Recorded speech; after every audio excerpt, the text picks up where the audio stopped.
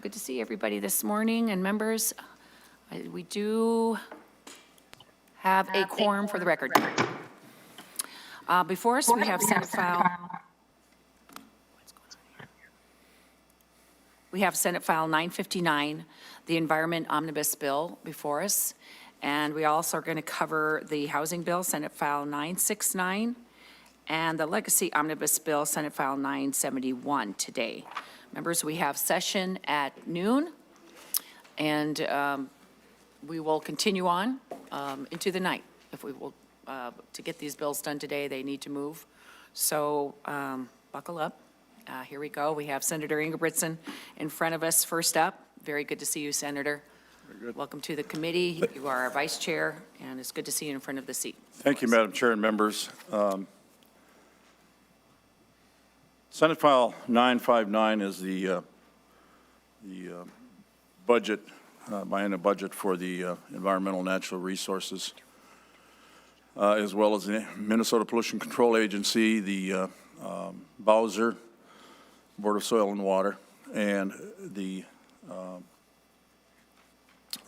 Science Museum, as well as the state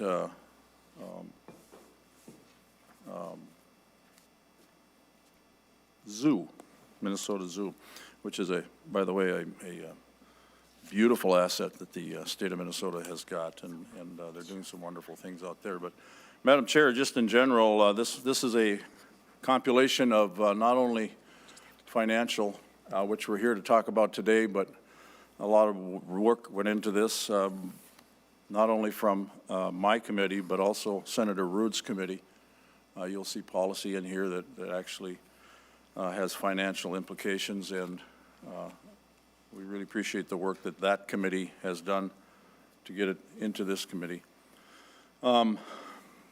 Members, I think what I'm going to do is I'm going to, in order to hurry things up here a little bit, and then we'll open it up for questions, I'm going to have Mr. Mueller and Greg Knopfer both on standby. And Mr. Mueller will be taking us through the financial portion of the bill. And I would have assumed the commissioners would be here, but apparently they're not. And I'm kind of taken back by that. I think this is probably the first year of the, I'd have to say several years that I have carried this bill. And this pertains to their two-year budgets. And as far as I know, right now, they're not online. So I'm very upset with that. I did get a letter from the DNR, I think a day and a half ago. I did get a letter from the MPCA last week. And I guess that's one way to communicate, but we're in a Zoom time now, and everybody, I think, is used to doing that, and at the very least, you would think they would at least attend via the Zoom. So unless they have given us some good reason as to why not to be here, it's really unfortunate, Madam Chair, that quite frankly, it's disrespectful to the whole process. But with that, I will start out by Mr. Mueller taking us through the spreadsheet. And Senator Ingebrigtsen, before we start that, I'd like to make a comment too about the commissioners not showing up. I too think it's very disrespectful to the entire finance committee that the commissioners could not even show up by Zoom. It's not like they have to come down to the Capitol. Commissioner Harrington was not able to show up yesterday because of civil unrest, and that's about the only excuse I can see why you would not accept an invitation by the Senate Finance Committee to show up and express your feelings on a very important bill that's before this body. So I just want to state that we have higher expectations of our commissioners, and for the record, I will not forget this, and I'm sure you won't either. That's correct.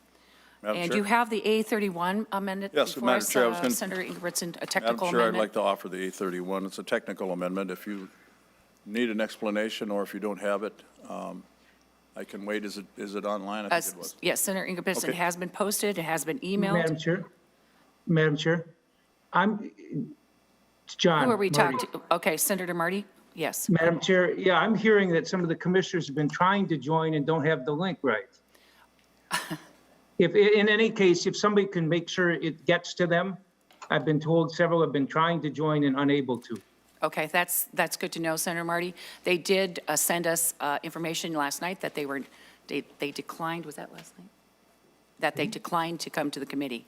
So if they're willing to come on, certainly would love to have them Okay. testify.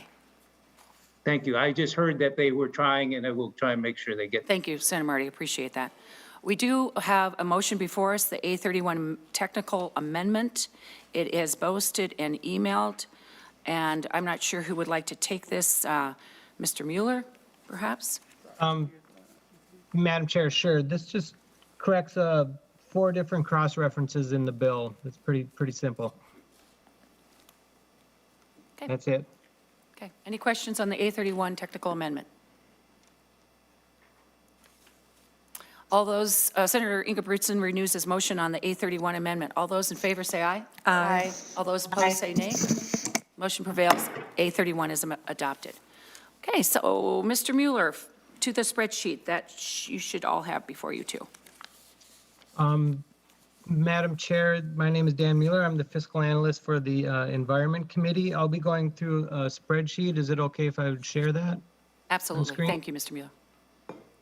Okay.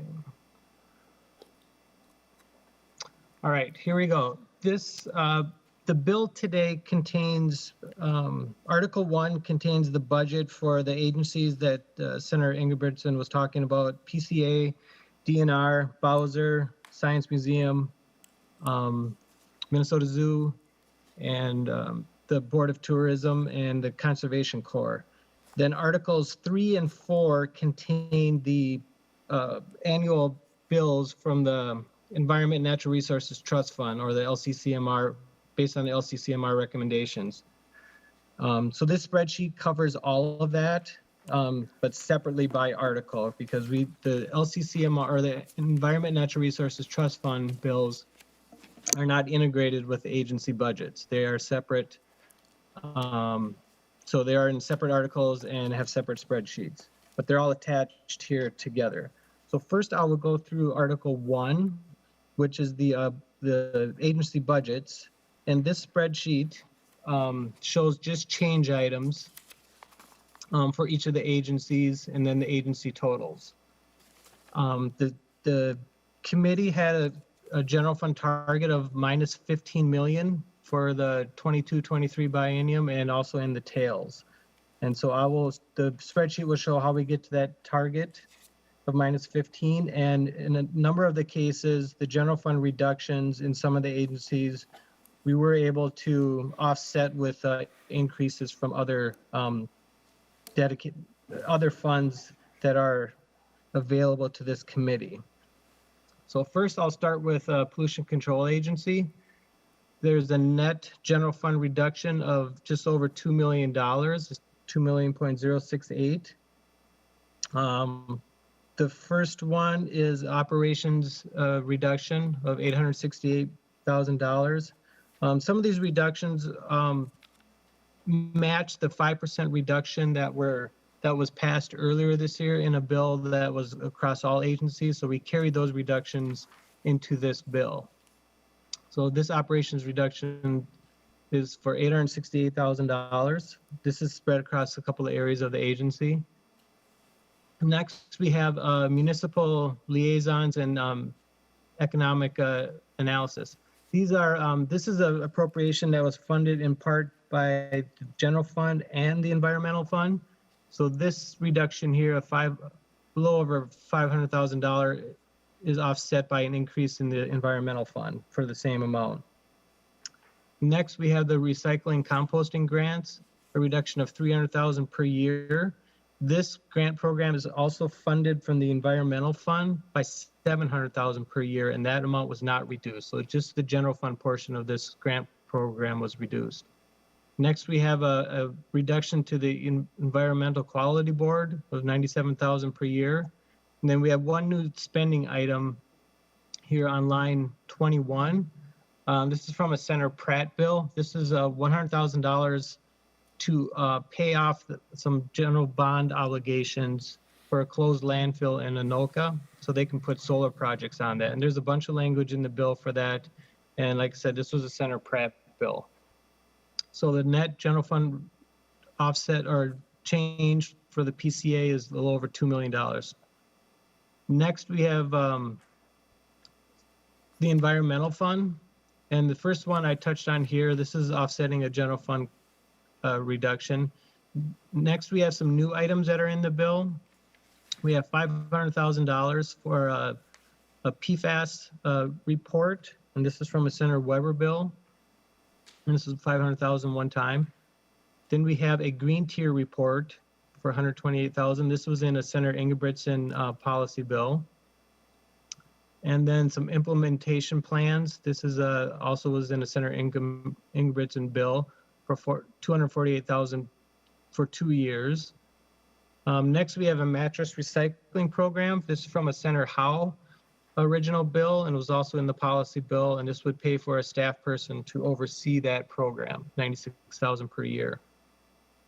Next, we have some whole effluent toxicity rulemaking, or WET, as they call it in our area. This is from a Senator Johnson bill, and also in the policy bill. And this is paying for the rulemaking costs for that provision. And it's in Article 2 in the policy part of the bill. Next is $350,000 one-time appropriation. This was in the governor's budget. It's to help do the the TMDL for the St. Louis River up in Duluth. Next, we have air appropriation increase of $954,000. This was also in the governor's budget, and this is a sort of a biennial increase for the air program that is required under federal law. And they must raise their fees an equal amount to match this. This is a requirement under federal law to do this. Next, we have an increase to SCORE grants of $2.8 million per year. This would bring it up to just over $20 million a year for the program. These are grants that go out to counties to help with their recycling and their waste hauling costs. The next two items is just a switch from a statutory appropriation to a direct appropriation for the Metropolitan Landfill Abatement Fund. The statute requires that the legislature appropriate this, and just traditionally in the rider language, we've been doing it as a statutory appropriation, but since the law requires this to be appropriated by law, we made it a direct appropriation. So total increase from the environmental fund is $9.4 million. I'll note the governor had $7.5 million, a little over that, but the governor also transferred $4 million from the environmental fund to the remediation fund. So as far as net spending from the environmental fund, we are below the governor. Last, we have some other, what I call other fund changes, and this is mostly dealing with the remediation fund and the closed landfill fund. This bill recognizes the extension of the Petro Fund program that was actually in the Commerce and Energy bills. So this bill carries some appropriations that tie to that. The PCA does receive some of the Petro Fund money in its remediation fund. So there's some additional spending here that shows up as additional spending versus the base, but it's really a continuation of the Petro Fund. Next item on lines 56 and 57. These were two governor items dealing with records keeping for the remediation fund and the Superfund program. So it's an increase of $180,000 per year for 3 years for that. And then the offset comes here in the Superfund project. So the more they spend on record keeping and administration, the less they can spend on doing Superfund projects. So it's just allocating more money for the record keeping. And again, this was the governor's request. The last item here is dealing with the closed landfill investment fund. This is a fund that was set up a number of years ago, and the this is the first year that we start spending money, budgetary money out of this fund. The governor had $5.6 million, but wants to make it a statutory appropriation out of this fund. What the Senate is doing is making the appropriations out of this fund a direct appropriation.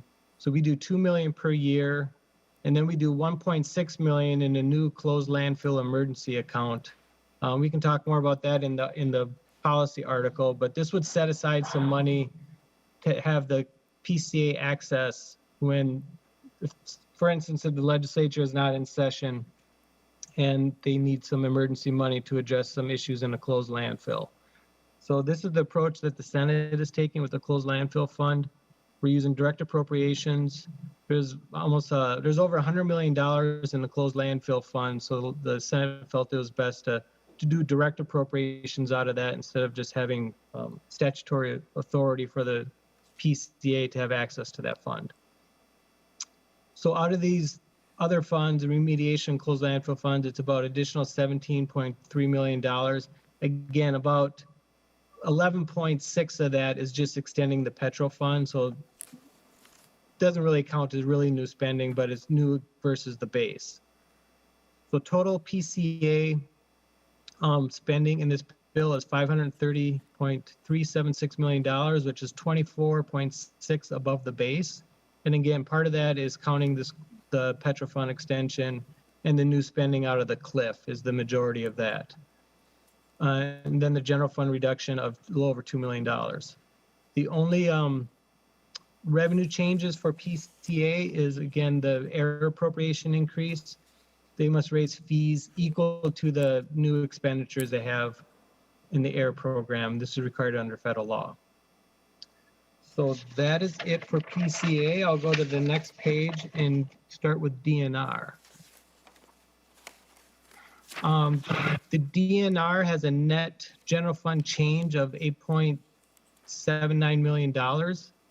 Most of these are deal with some reductions. Some of these reductions are offset with spending in other accounts. The first thing is the operating adjustment of $2 million per year. This is spread across some different parts of the agency. The biggest areas will be in the waters area and the forestry area. This represents roughly a 5% cut to the general fund parts of the agency. The Minerals Cooperation and Environmental Research, this is a grant program that was split between being funded out of the general fund and out of the minerals management account. So we are not funding the general fund portion of it, and we have increased the amount from the minerals management account. So there'll be a net zero change to this program. Groundwater management, a reduction of $750,000 per year. This is from a base appropriation of $6 million per year to the Division of Ecological Resources and Water. I'll remind members of this committee again that the role that DNR plays in water is mostly dealing with water use and levels, and not the dealing with the like drinking water, the toxicity levels and things like that. So this is a reduction to the part of the DNR water management. Like I said, this is a $750,000 reduction to a $6 million appropriation. Invasive species prevention here, this $500,000 reduction, general fund reduction, is offset by an increase out of the Heritage Enhancement account, which is an account that gets its money from the lottery in lieu of taxes. There's two new general fund spending items here for the DNR. The first one here is $100,000 for cleaning up a boat launch area in Lake Meniska. This is from a Senator Goggin bill. And the next new item is $920,000. This is to refund some timber permits. This is from a Senator Eichhorn bill. He had a bill that went through his committee and the policy committee, and it required a number of timber harvesters who had their permits and were not able to harvest the wood due to a closure of a paper facility. The bill returns the permits and it refunds that money. And much of this money was initially deposited in the permanent school fund, so it's kind of hard to get it back out of there. So the permit refunds are coming from the general fund. And there's some revenue repercussions, non-general fund revenue repercussions for this provision also will show later. Next, we have a general fund reduction for the next gen forestry data system in the forestry division. This is picked up by additional appropriation down here on line 116 from the forest management investment account. Next, we have two small park grant programs that were funded out of the general fund. $250,000 for local park and outdoor grants, and local trail connection grants. The first one, the state is receiving a large additional amount of money from the federal government for the Land and Water Conservation Fund.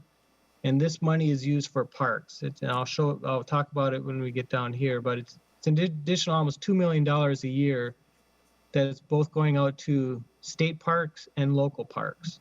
So the amount of money here that is reduced from the general fund is offset by that federal new money from the Land and Water Conservation Fund.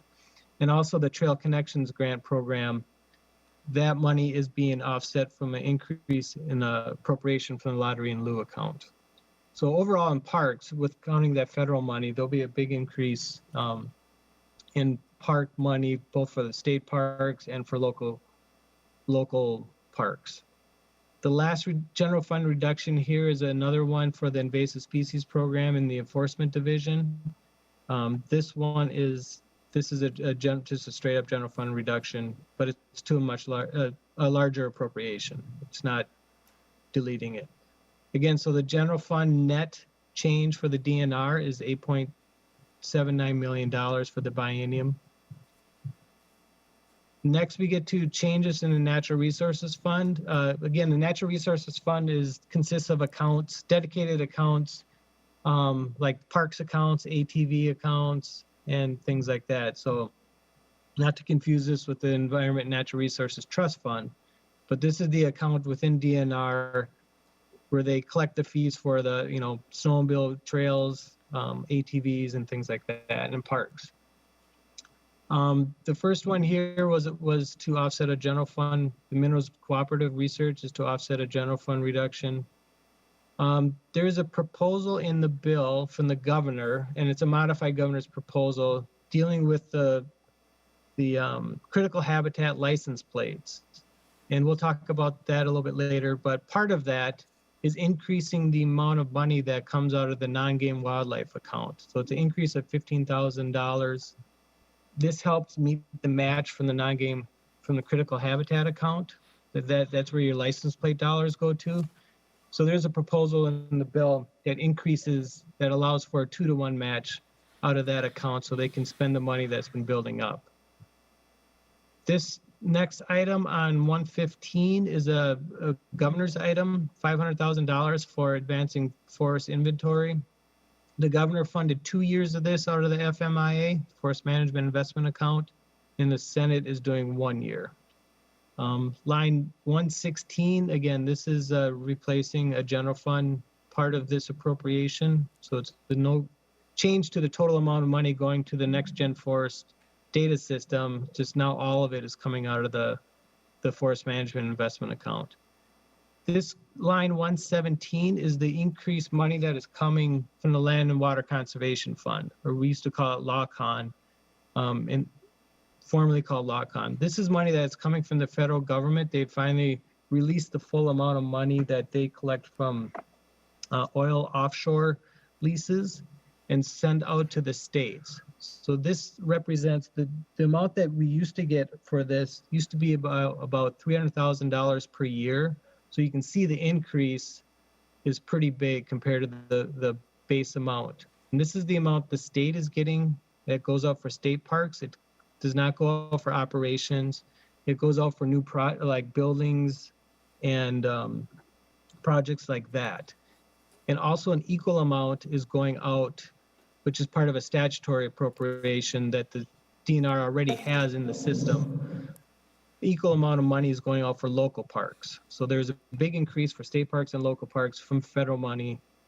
This is not dealing with any of the stimulus money or anything like that. This is money that the feds have always had the authority to send out to states, but never have. There's a one-time adjustment here on line 118 from money coming from the state parks account. This is the account where the state park fees go into. And we are reducing that parks account appropriation by $1 million in the first year, but then going on with base level in the out years. And this is to help keep the parks account from going into the negative in this biennium. The governor had requested a park fee increase for the parks, and the Senate bill does not include that. That one-time $1 million reduction from the parks account, yeah, like I said, make sure that we don't have to do a fee increase to keep the parks account in the black. There's an increase from the lottery in lieu parks account of 1.25 million the first year, and then 250 ongoing. The various lottery in lieu accounts we have been doing quite well. Over the last year, I guess a lot of people have been buying lottery tickets. So the lottery sales have been doing well, and the amount of money going into the various lottery accounts has increased. So we're appropriating an additional amount here for state parks, an additional $250,000 a year for local park grants. The next two items here are line 121 and 122. This is just making the cross-country ski account a statutory appropriation. Currently, it's kind of part statutory and part direct. And considering that the fees that come into this account vary so much year to year based on snowfall and other items, it was just easier making it a statutory appropriation instead of trying to guess each year of what the direct appropriation would be. Last out of the Natural Resources Fund are new items dealing with out of the ATV fund. And these are all from Senator Bach bills. $950,000 for a St. Louis County Voyager Trail. They've received previous appropriations, so every couple years we give them an additional appropriation to build upon these trails. So and there is a surplus in the ATV account to pay for all these new appropriations here. And these are all, these two are one time, and the next one is a Prospector's Loop. There's some additional money for that trail system to continue building onto that trail system. There's an increase of $300,000 per year for grant and aid, ATV grant and aid program. This is money that goes out to local ATV groups to maintain their trails. And lastly is a $250,000 one-time appropriation to have the DNR work with the local areas and put together a master plan for the trail system. So the increased spending from the Natural Resources Fund from all these various accounts is $9.221 million. Lastly, we have some Game and Fish Fund changes. Most of these are with the Heritage Enhancement account. So which is not money that comes from license fees. It's another account that comes from lottery in lieu of sale taxes. So we have $250,000 a year that is going out to the, this is just an increased appropriation, and this is offsetting a general fund reduction. There's some additional money for invasive species prevention. This is offsetting a general fund reduction. And this one also here on line 138. So these amounts here are offsetting general fund reductions. There is a new proposal here to study calcareous fens. There's some policy language in the bill that deals with this, and this is for the cost of that proposal, $387,000 per year coming out of the Heritage Enhancement account. On line 140, the governor had a proposal to spend an additional $1 million out of the general fund for dealing with the chronic wasting disease. The Senate is appropriating that out of the Game and Fish Fund, where some of this money is already coming from, and also replacing the general fund portion of that program with Game and Fish Fund. So now the Game and Fish Fund will be funding the chronic wasting disease initiative for the DNR. And the Game and Fish Fund was mostly funding this already. The last item we have under the Game and Fish Fund is a proposal from Senator Ruud, is to do shooting sports facility grants out of the Heritage Enhancement Account. These are some grants we've authorized previously from this fund, and so this would be to continue this grant program for 2 more years. So that is it for the next page. We have a couple other the funding changes. There's $14 million.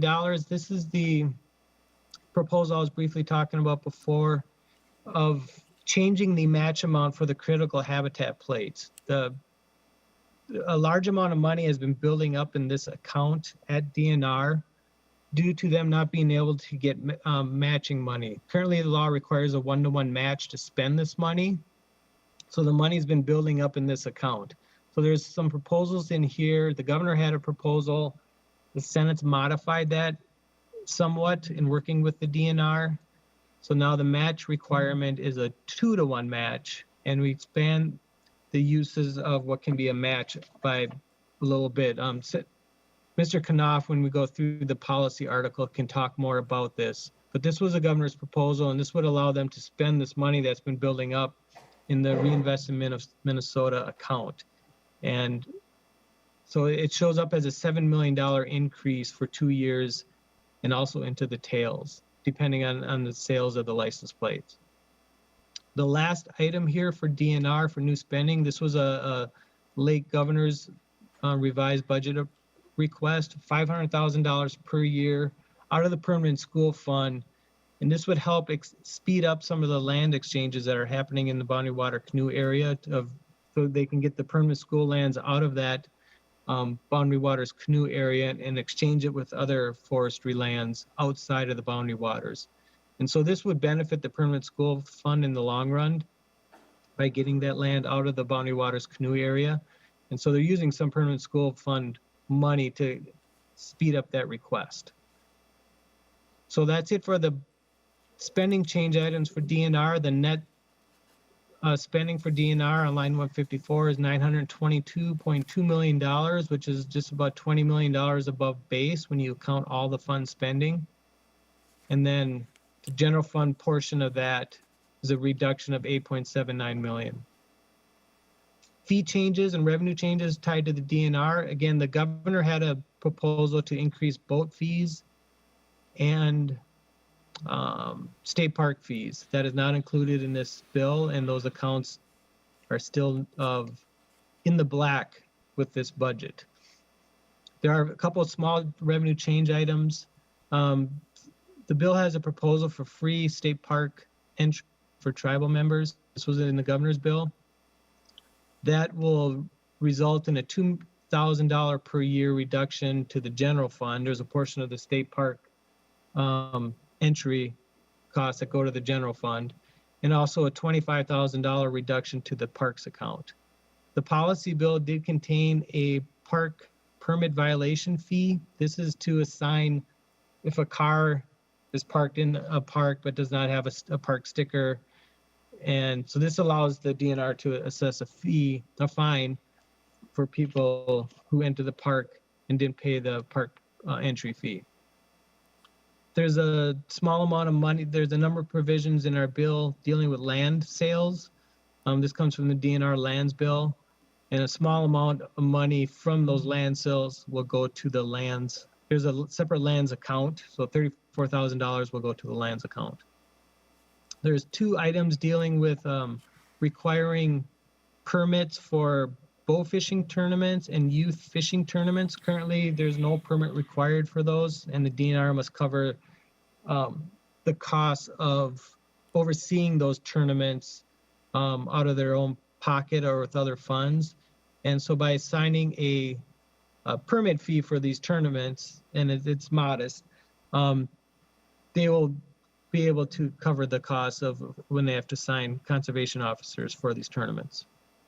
The last items here deal with that proposal from Senator Eichhorn of returning the timber permits.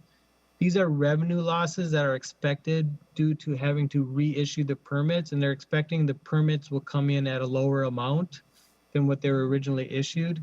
So this would result in expected lower revenue coming into these funds, which is the special revenue fund, the forest management investment account. A little bit of money actually goes to the game and fish fund. And then a lot of the reduction would be to the permanent school fund. Like I said, this is due to reissuing the permits and then coming in at a lower amount. And this is from the Senator Eichhorn bill. So there's net revenue changes of minus $3.378 million with the DNR. Next, I'll go to Metro Parks. There is a general fund reduction of $750,000 per year, and then an increase in the lottery in lieu account that is dedicated just for Metro Parks of $750,000 per year. So the net change for Metro Parks is at base budget of $18.28 million per year for the biennium. Minnesota Conservation Corps, there's no change to their budget. It's base budget. Both the governor and the Senate continue that. Next page, I have the Board of Water and Soil Resources, or BOWSR. There are some general fund reductions in this bill. First, we have a reduction to the wetland conservation enforcement appropriation and operating adjustment reduction of a little over $600,000 per year. And then we've eliminated the county weed management cost share grant program, which was a small grant program of $100,000 per year to help for weed management. And so we've deleted that program.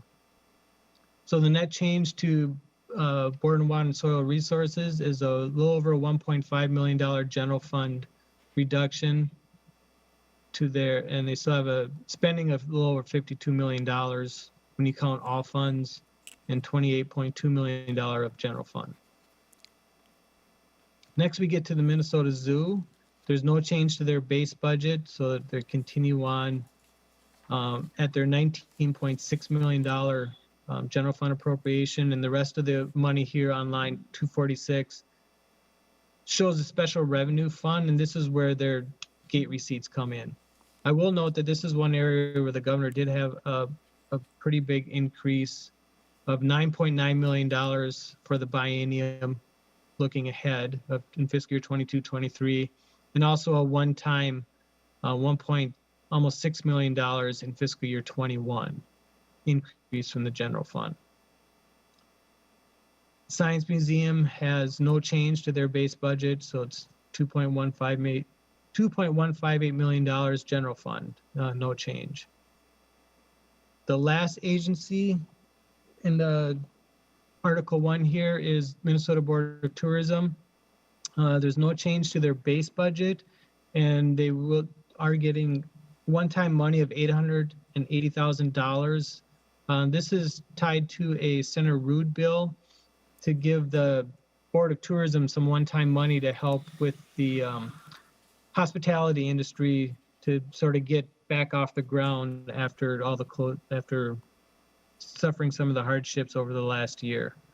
So this is $880,000, a one-time grant program that would go out to help with that. The last other item in here is the open appropriation for the mining regulatory account that we show here. There's no change to that. So the net total spending in Article 1 across all funds, all agencies is $1.607 billion, which is almost $44 million above base for the agencies in this area. The last page here shows a summary of the general fund changes by agency. So this shows how we get to our target. There's about almost $13 million of general fund reductions to the agencies. There's that small revenue change dealing with the free park admission for tribal members. We also took the little over a $2 million fiscal year 21 cancellations that were in the governor's bill. And this is a cancellation within the DNR. Again, this $2 million was in the governor's budget proposal for fiscal year 21.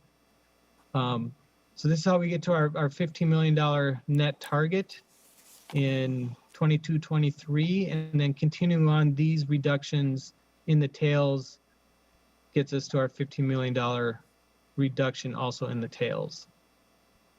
On this here is just a summary of all the revenue changes in the bill. Most of them are negative due to the changes in DNR, mostly for that timber permit refund. The last items here I'll talk about are what I just call other transactions and transfers. The bill does an annual transfer. We have to do an annual transfer from the environmental fund to the remediation fund at PCA to help with their costs of doing cleanups of Superfund and things like that. So we authorize an annual transfer each year, and this amount is in the base. This $22 million is a base transfer. Total of $44 million for the biennium. The governor has proposed to increase that transfer by $4 million. So it would take more money out of the environmental fund and put it into the remediation fund. The Senate is just going with the base amount. The governor had some money for legal fees for DNR and PCA. The governor had $4 million total, and this is just showing that some of that would have been transferred over to the PCA. The Senate does not have any additional money for legal fees. This transfer here is just represents how we account for when we appropriate money out of the permanent school fund. For the part of it is for that exchange of speeding up the exchange of land in the Boundary Water Canoe area. And there's also $300,000 per year that goes to the DNR to help them oversee the permanent school lands. So this is just a transfer that shows how that works between the forest suspense account and then into the permanent school. Petro fund extension, again, I talked about that. That is actually carried in the commerce and energy bill. So there's some money that comes into this bill from that extension, and that's shown here. Madam Chair, that is it for Article 1. The rest of the spreadsheet talks about the Article 3 and 4, the appropriations from the Environment and Natural Resources Trust Fund, but maybe it's good to stop here to see if there's any questions on Article 1. Yes, thank you, Mr. Mueller. I was just going to say that I think that's a good time for for questions and for you to get a drink of water.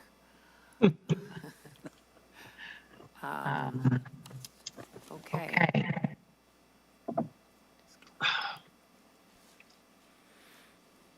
Do we have any questions, members? I'm just trying to get my hands up. Yes, Senator Johnson. Thank you. Let's see. Is that better? There it is.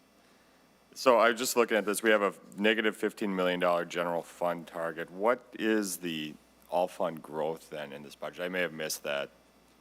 I know DNR. Sure. Mr. You Mueller. gave a couple examples. Yeah, Madam Chair and Senator Johnson, if you go back on line, I'll show it here on the screen, but also on line 288, it shows the spending across all agencies is $1.607 million, and that is a 43.987 increase above the base for all funds. Now, granted, some of this is just an extension of the Petro Fund and PCA, but there is increases in other funds at the DNR, like for the RIM, the Reinvest in Minnesota, counting the increased spending for the parks money that is coming from the federal government, some increased spending out of the environmental fund. So the net increase over base is almost $44 million. Senator Johnson.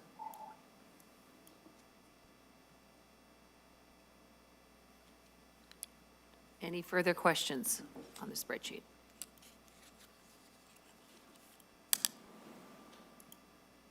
Okay.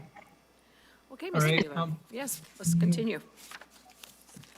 Thank you, Madam Chair. Senator Ingebrigtsen. Thank you, Madam Chair, and thank Mr. Mueller for that.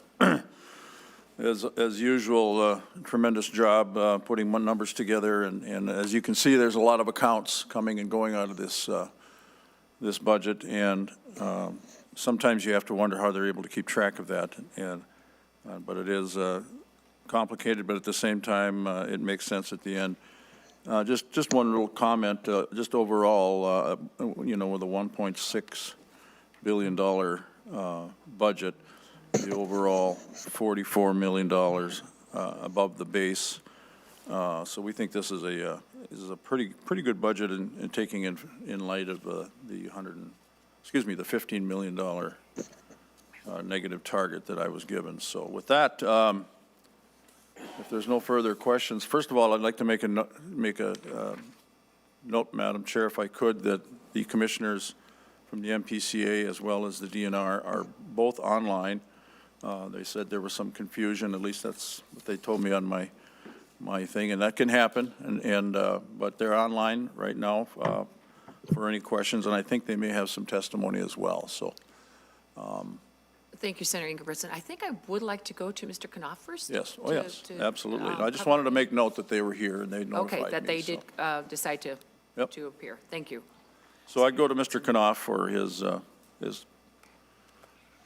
testimony. So, Mr. Knopf. Mr. Mueller. Okay. Madam Chair, I just want to get through the last part. There's a little bit more on the spreadsheet. I think we should try covering quick so we don't have to come back to it, so we don't forget about it. Sir. I'll go back and share my screen. This is Article 3 and 4. I just want to note that Articles 3 and 4 contain the appropriations from the Environment Natural Resources Trust Fund based on recommendations from the LCCMR. Sometimes this has traveled in a separate bill, but this year, both the House and the Senate are carrying these bills within the Environment Bill. As you'll remember, last year we were not able to get the Environment Natural Resources Trust Fund bill passed, enacted into law. So this bill, Article 3, contains the recommendations from last year, and it was also introduced as Senate File 166. I'm not going to go through all the line items here, but this spreadsheet shows what was introduced in Senate File 166, and then there are some projects that were not funded based on this bill. I'm not going to go through each of them. So it's about, people can look at the spreadsheet in the bill, but there was about a little over $7 million worth of projects that were not funded or reduced. And I will note there's a new section in this bill. We just call it other projects that are unique to this bill. So what this bill does is takes that $8 million of project reductions and funds some other priority items for the Senate. And these are all here on this page called additional projects. And I'll quickly go through these because some of these do tie to a new program in the bill that we'll talk about. The Moore Lake high water mitigation. This is a partial funding of this project, and there's also a bonding request for additional money for this project. Wastewater pond optimization and NRRI, mineral water research. These are a Senator Thomasoni proposal. Some of these have been funded in the past out of the trust fund. There's a proposal for chloride pollution reduction grants of $500,000, small city wastewater grants of $1.5 million. And part of that, it would be going through something called the West Central Initiative. This is also for small city wastewater grants. The rural septic system of $500,000 grants, $1 million appropriation to redo the wastewater needs at the Father Hennepin State Park. This is a new grant program that is in Article 3 that takes $788,000 from this appropriation, and there's also some additional money that's going to it. This would go out this is in response to the governor's proposal for giving money to cities for planning for how do they deal with stormwater issues and flooding issues, dealing with high rain events. The governor had a proposal through both BOWSR and PCA to help local governments deal with these issues. We're running this program through using trust fund money. And so there's some language in the bill in the Article 3 for this. Tied to that are a couple other small grants dealing with some issues that the chair knows about. Grant to Blue Earth County for stormwater management, Medelia floodplain modeling, and a couple grants for the Waterville, city of Waterville, dealing with their high water issues. And then there's these last two items come from a Senator Weber bill that will use trust fund money to do a study on stormwater retention in urban areas and bigger water storage and quality plans. Last on this spreadsheet, there was a cancellation of a Sauk River Dam project of previous Environment and Natural Resources Trust Fund proposal.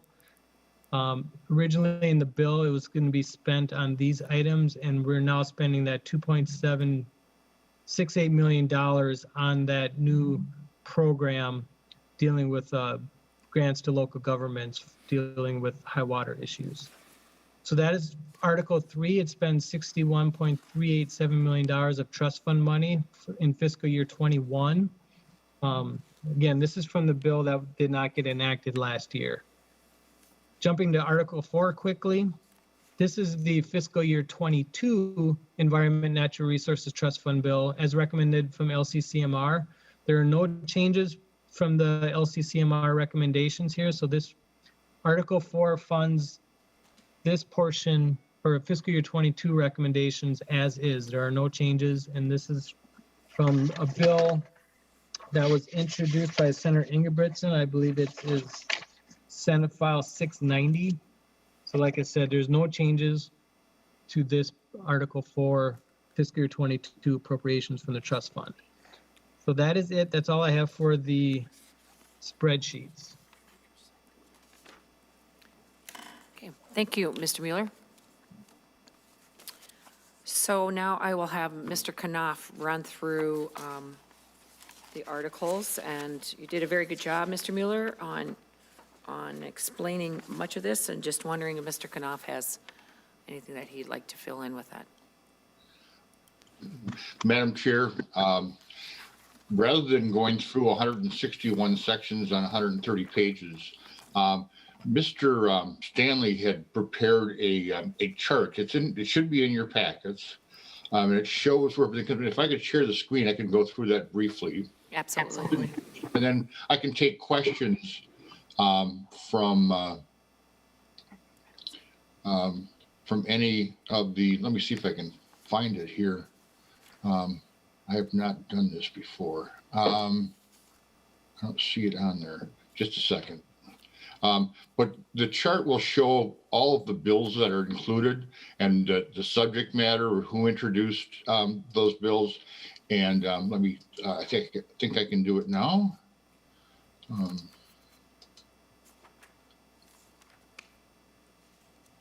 There it is. And what this does is it shows all of the bills that I mean, you can read it, but I can go through it quickly. I mean, we got the walleye limit reduction from Senator Ruud, minnow importation from Senator Ruud, Senator Weber's Minnesota River Water Basin, although it's been expanded. The antler point restrictions removal from Senator Goggin. We've got the PCA motor vehicle emissions repeal from Senator Matthews. Senator Ruud got the DNR lands bill. Senator Weber had a bill on repeal of some certain manure spreading restrictions, which was also in the ag bill that you heard yesterday. Senator Howe had some water appropriation changes dealing with well interference. Senator Ingebrigtsen's got the PCA clean water policy modifications, commonly referred to as the chamber bill. And then Senator Johnson, you heard about the wet rules, stormwater rules. That's a very technical change from Senator Putnam. We have a soil and water conservation district pay increase, tax forfeited land expenditures, allowing them to use some of the money received for tax forfeited lands to go back to maintaining those lands, something the counties are very interested in. We've got the governor's sections from the governor's environmental bill, invasive species plan modifications from Senator Ruud, the timber permits that Mr. Mueller went over from Senator Eichhorn, Senator Ruud, groundwater sustainability, Thomasoni, conveyance of certain properties, and then also a modification of the Section 404 report. Senator Howe has some advanced recycling management provisions in here. Senator Ruud has a number of provisions from both last year and this year.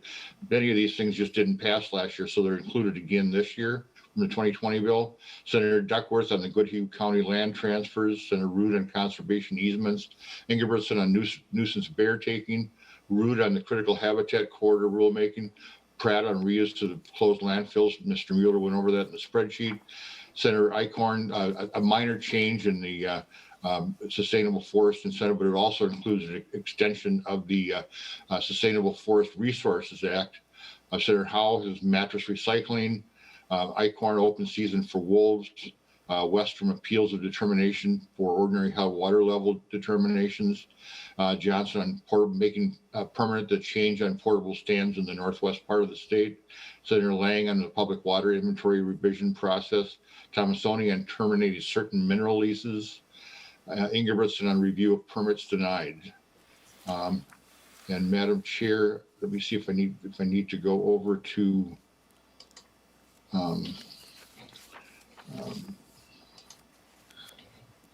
no, what one is this?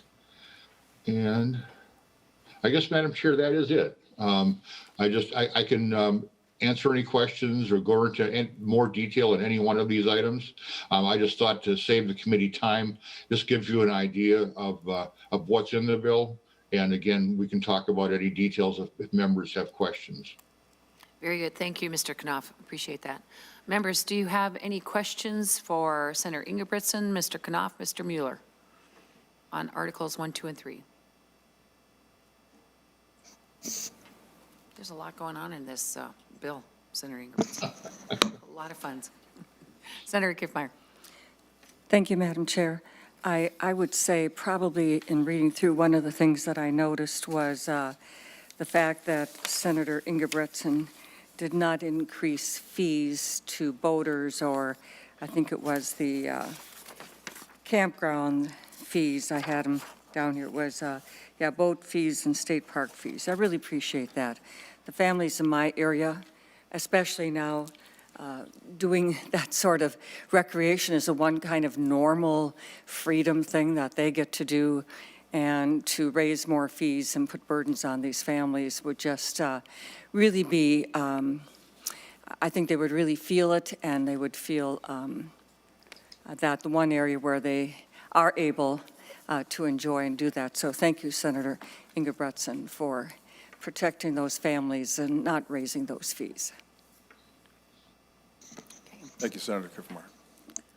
Senator Ingebrigtsen? No, thank you very much for those comments. And this is something we grapple with probably every year. The agencies come with fees, and one thing I do appreciate the DNR, about the DNR asking for fees, and I've been involved in that for some time. In fact, I think I carried the bill for hunting and fishing fee increases that hadn't been increased in over 10 or 12 years at that time, and that was a pretty easy thing. The sportsmen and women in the state at that time were saying, you know, we need to do that for the value of a fishing license, for instance, $30-some right in that area. I mean, what an amazing value that is in the state that we live in, and so that wasn't a real heavy load to have to carry, but. Right now, with the times the way they are, and we need to get people out. We don't want to stand in the way of them at all. So I just think it's just not time yet to do that, and I think the parks will do just fine. In fact, they're going to obviously do a lot better than they did last year. So thank you for that. Thank you. Now we have Commissioner Laura Bishop from the PCA on.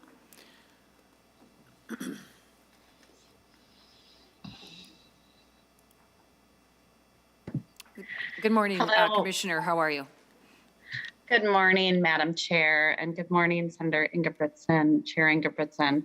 My apologies for the confusion, and thank you for your email exchanges. Of course, I will always be here, Madam Chair and Mr. Chair, as you know, if you wish to have me here, and certainly I have an extreme interest in our budget and policy items. So I am happy to be here to testify, and my apologies for being tardy to this meeting and for any confusion that may be there. Thank you.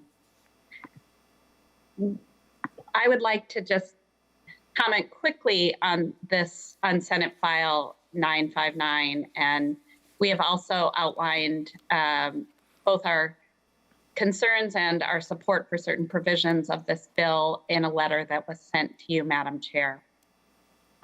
In the governor's budget, the request for MPCA outlined 3 priorities for the 2022-2023 biennium. Number 1 was keeping PFAS out of our drinking water and the environment. Number 2, preparing Minnesota for extreme weather. And 3, compliance assistance for businesses to prevent costly enforcements. And in this bill, there's 2 areas that I'm very appreciative and that the MPCA appreciates. We appreciate the funding that you included in the Omnibus bill for the St. Louis River Mercury TMDL study and the air appropriations increase. Thank you for the work on those, and thank you to Senator Ingebrigtsen and the committee for recognizing those priorities. I'm concerned, though, that some of the other priorities, especially around PFAS, are not fully funded. As you're aware, MPCA recently shared that it found PFAS contamination in groundwater surrounding 98 of our closed landfills statewide. That's almost every closed landfill that the agency has tested. At 59 of those landfills in more than 40 counties, PFAS concentrations exceeded health guidance, and at 15 of these sites, the PFAS concentration leaking into groundwater is more than 10 times higher than health levels. Gopher Landfill outside of Fairmont had exceedances in PFAS of 1,300 times NBH's health guidance. PFAS is a growing concern and a problem for every community and family in Minnesota, and it really is what keeps me up at night as Commissioner of PCA. And that's why we had a multi-agency effort that really looked at what needs to happen to address PFAS, because there's a lot of proposals that have been going around on PFAS, and so we wanted to bring them together. And so we presented the Minnesota PFAS blueprint in February, and that blueprint identified critical data gaps that we need to fill in order to move forward on PFAS. The bill partially fills one of those data gaps via partial funding for the LCCMR PFAS project, and provides funding, but also an additional workload on another. So the $500,000 for PFAS source evaluation is part of that. But it leaves out the 2 other needs, the data on PFAS and fish tissue and a PFAS inventory that needs to be done. We can't address problems until we can define them, and all of the critical data gaps around PFAS must be filled. Another missing item from the bill is with regard to climate resiliency grants, a request for $2.9 million for grants to local governments. Mayors around the state are stepping forward to support these grants because their cities need to right-size their stormwater infrastructure to meet changing weather patterns. And extreme weather results in 150 wastewater overflows annually. That's partial treated or untreated wastewater entering Minnesota's lakes and streams and rivers. And the Insurance Federation of Minnesota has said that extreme weather is costing homeowners more than $1,000 annually in higher insurance costs. When extreme weather happens, farmers can't bring crops from field to market, and businesses cannot ship their products. Residents are left to clean up this mess. And we know that our cities and townships need help to do this evaluation and prioritization for this type of design work so that they can come to the legislature and the PFA for bonding or other dollars for the actual construction work. By not funding these grants, we're holding back a critical need for our cities statewide, especially our cities in greater Minnesota. And we feel that takes us kind of in a wrong direction. On the other piece with our compliance assistance, as you know, since literally day one of my time at MPCA, I've been dealing with a major permit violation with water gremlin. And in February, I requested 3 new FTEs and a new portable equipment that could catch these air violations earlier because they become huge problems and they take a lot of agency resources. And these were also recommendations from the legislative auditor. Unfortunately, the bill funds neither of these critical needs. What I would say is that this is not a time to really go backwards on some of the funding that is needed for these areas. We appreciate what's been happening and and the continued conversations, but we remain concerned about the health of our environment and the ability to continue to support our mission to protect and improve the environment and human health with this budget as it's presented. So thank you, Madam Chair, and thank you, Chair Ingebrigtsen, for the time and for the discussion. Thank you, Commissioner Bishop. Is there any questions for the Commissioner? Commissioner, I do have a question for you. Are you receiving any federal funds from the ARP? And if you are, what areas would those be in, designated for? And I know you haven't received guidance, but could you tell me if you're receiving any? Madam Chair, we have not been notified of any funds that we are receiving on ARP at this time. Thank you. Senator Marty. Thank you, Madam Chair. I will want to have somebody, Commissioner, somebody speak to the closed landfill thing in a little while, because I will have an amendment on that. But I just wanted to make sure she's aware of that. Appreciate if she or somebody's around. Thank you. Thanks. Thank you, Senator Marty. Any further questions? Well, thank you very much, Commissioner Bishop, for making the Senate Finance Committee a priority. Appreciate it. And then we have— You're welcome, Madam Chair. Thank you. You bet. And we have Commissioner Sarah Stroman from the DNR. Good morning, Madam Chair. Good morning, Commissioner. How are you? I am very well. I hope you are as well, along with the rest of the committee. Yes, thank you. We are. We're good. Excellent. Well, for the record, my name is Sarah Stroman. I am the Commissioner of the Minnesota Department of Natural Resources, and very much appreciate the invitation to be here this morning to speak to the Senate Omnibus Environment Bill. I'll also note that Assistant Commissioner Bob Meyer is here with me, and so either one of us are happy to answer any questions that the committee members may have. I will note that we have submitted a letter that details our comments on this bill. And I think I'll just pull out a few highlights from that. And I really want to start by thanking Chair Ingebrigtsen and Chair Ruud for the work that they and their committees did to assemble this bill. This bill includes many of the DNR's policy provisions, and a lot of these provisions seem very technical in nature, but they're really important programmatically so that Minnesotans can enjoy natural resources and outdoor opportunities. So we appreciate that. I think, as we all know and has already been noted earlier in the committee hearing, Minnesotans have really been embracing outdoor activities and our natural resources in record numbers during the COVID-19 pandemic. Getting outside has helped people reduce their stress and anxiety and improve their health and wellness. And so given this very clear value that our public is placing on Minnesota's natural resources and outdoor spaces, we believe this is a really critical time to reinvest in our infrastructure and our operations. We are able to enjoy those activities because of investments that the state has made in the past.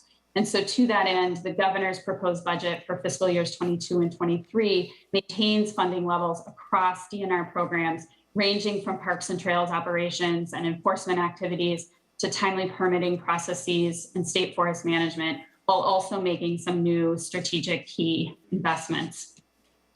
We have concerns that the Senate proposal does make $9.8 million in general fund reductions across DNR programs that we are providing today. Some of these reductions are realized as cuts to those programs and services, while a portion of the spending is shifted to dedicated funding sources that really cannot sustain increased spending levels. Many of these have projected deficits either over the short term or the long term. And so we're concerned about the viability of this funding approach to ensure Minnesota's outdoors and natural resources future. In the interest of time, I won't go through all of the details, but our letter does address the specific impacts of the Senate's proposed budget reductions and spending shifts to minerals, environmental research, water management programs, aquatic invasive species, chronic wasting disease, forest management, state parks and trails, and enforcement. And it also addressed the impact of not making strategic investments in our park and recreation experiences, water recreation, accelerated tree planting for carbon storage, public safety, and our operations, including IT and legal expenses.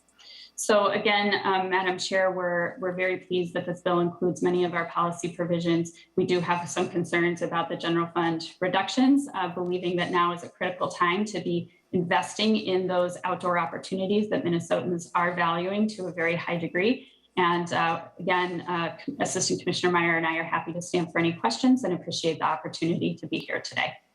Thank you, Commissioner. Appreciate it. Are there any questions for the commission? Are there any questions for Commissioner Stroman? Senator Rosen. Senator. Thank you. Commissioner Stroman, I know there's a general fund cut, but your overall funds budget, I believe went up. Could you, do you know how much your general fund budget went up by? Or I'm sorry, your all funds budget went up by? The all funds budget. Commissioner Stroman. Madam Chair and Senator Johnson, I would have to go back to the spreadsheet to refer to that.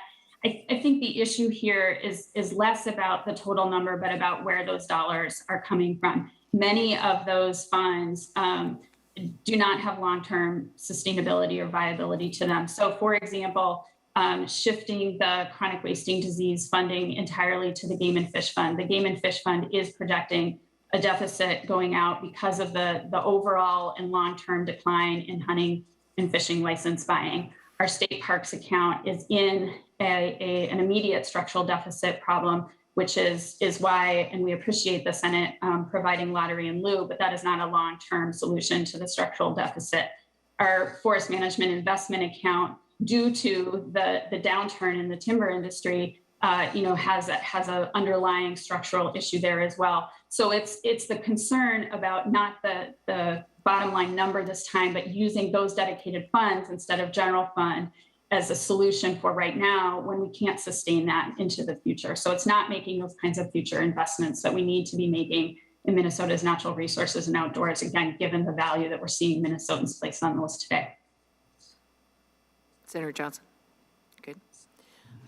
Senator Ingebrigtsen, I thought fishing license applications were up significantly.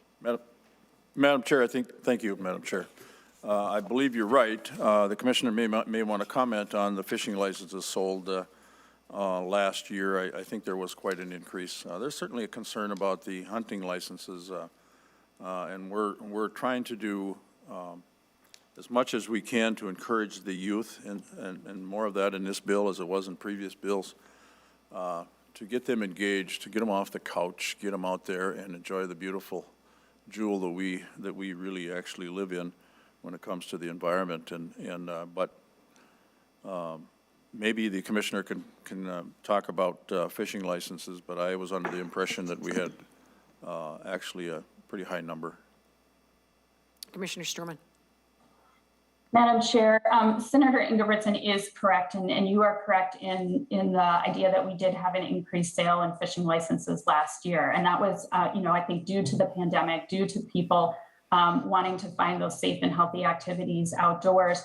And I think very promising to Senator Ingebrigtsen's point, we saw a lot of that growth in our young people, in their late teens and early 20s who are of the age where they're required to have a fishing license but hadn't bought licenses previously. So that's definitely a good sign. However, that 1 year change does not erase a long-term trend in the decline of both fishing and hunting licenses across the country. And we've seen that in Minnesota. And so, this is a fund that is projecting a deficit out in the out years. And so we're very cognizant of that and watching it. And while we're doing everything we can to make sure people continue to stay engaged, one of the ways we need to do that is to continue to invest so that our boat ramps are in good shape and people can get their boats launched and onto the water and enjoy those angling opportunities. So they want to continue to purchase fishing licenses. Madam Chair? Senator Ingebrigtsen. Thank you, and the commissioner is right, but I will have to say that, and I think the Finance Committee will agree, that we are somewhat in some tumultuous times here right now when it comes to financing, and when you start increasing base budgets, that never goes away. That's going to be something that you're going to have to deal with the next go around. So I think, and I don't want to put things on stall. I think people understand what I think about our environment, or I wouldn't be on the committee, and I certainly wouldn't be chairing it. And I think a lot about it, and to move along cautiously and in good common sense legislation. But right now, again, given the budget that I was given, I think we've put together a pretty good program, pretty good situation for all the agencies. I do have some comments with regards to PFAS, but I'll wait until this discussion is over. Thank you. There's no further questions for the Commissioner. Commissioner Stroman, thank you very much. I hope you stick around. We may have some amendments that will need your opinion. And with that, we also have Director John Jaski from BOWSR. Well, good morning, Madam Chair, and thank Good you for the morning. opportunity. Thank you again, Madam Chair and Senator Ingebrigtsen, as well as the other committee members for the short opportunity here to give you a few perspectives on the bill from the Board of Water and Soil Resources. As indicated by others, we have a letter that we've provided to you that outlines our thoughts and ideas around the bill as it currently sits. And again, thanks for your staff for getting us in on the call a little bit late too. We appreciate the opportunity to be here, and those things happen in this era of being always somewhere besides together. My name is John Jaski, Executive Director, Board of Water and Soil Resources. I also have Angie Becker-Kadelka, Assistant Director, as well, available for any questions or comments. I want to thank Senator Ingebrigtsen and Senator Ruud as well for the leadership they've shown this session. There's a lot of details, of course, as you indicated, Madam Chair, in this budget that require careful attention and preparation and input. So thank you for that.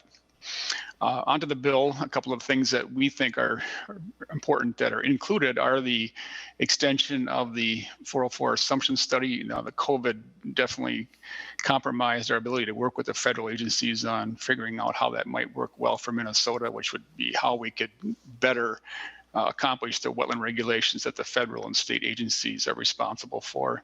We also support the catch-up provision for the Soil and Water Conservation District funding for the manager or for the supervisors that do the public official work that those organizations are responsible for. However, the parts of our budget, of course, we don't have any fees that we can use. And so all of the things that are in this budget for our agency are reductions, unfortunately. And they eliminate the program, the cooperative weed program, which allows landowners, private landowners, to try and work to prevent the spread of these invasive and other problem plants. This is something that's been successful in various parts of the state. It brings in a source of funding from other sources, including private sector, to help control these things. We also have reductions to our operations in the Wetland Conservation Act that really don't have any corollary policy change. So the reductions are a reduced level of service without any clear sense of the outcomes on that. So we'd like to work with Senator Ingebrigtsen and others to remedy that. There's also an important provision that the governor recommended on soil health. We know that our working lands are really important. You know, Minnesota's blessed with abundance of good soil and water to support growing crops and other things, and we want to make sure we sustain that resource into the future. So we'd like to see some additional attention to that. And then finally, I'll mention the water storage piece, which is in the bill, and appreciate the effort that Senator Ingebrigtsen and Senator Weber, I know, also worked on to include that. We'd like to spend some time with you sorting that out, because some of the funding sources, as well as some of the policy language, we think could be made a little bit better. So, Madam Chair, members, thank you for the opportunity to comment on our part of the budget this morning. Thank you very much, Director Jaski. Are there any questions? I don't see any questions. I hope you will stick around. Thank you, Director Jaski. With that, let's open it up to amendments.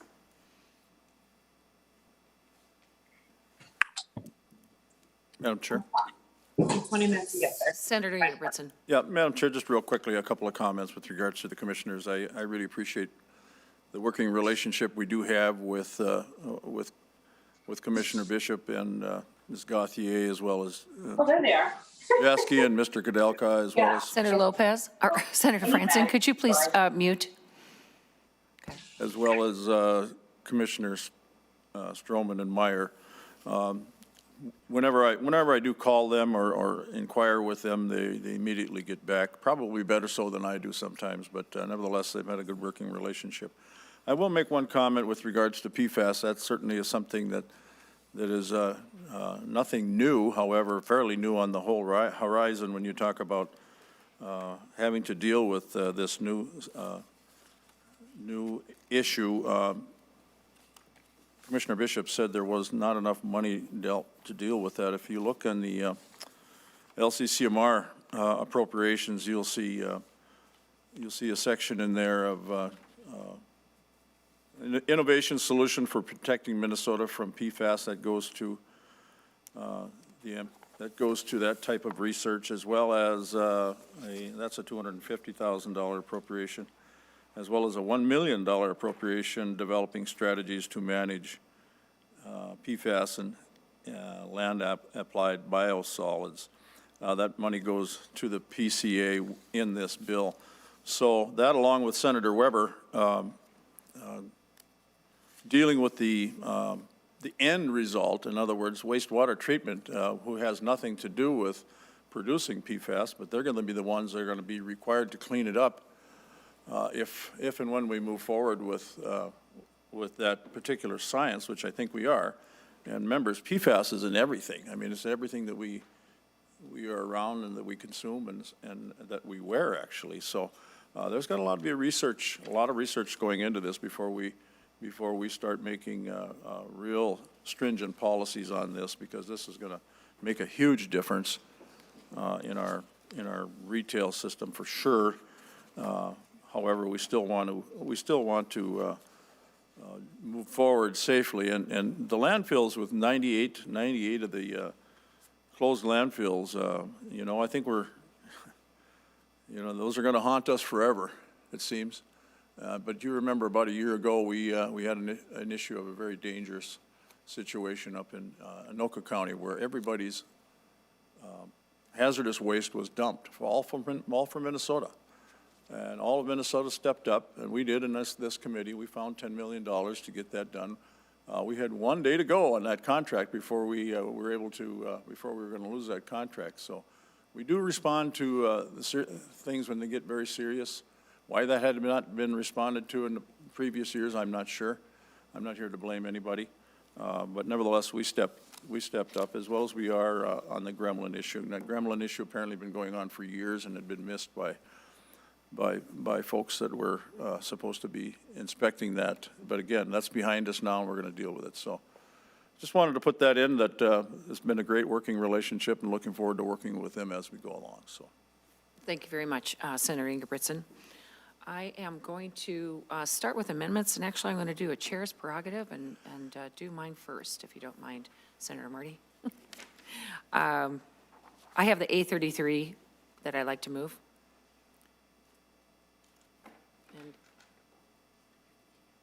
It'll be emailed and posted here shortly.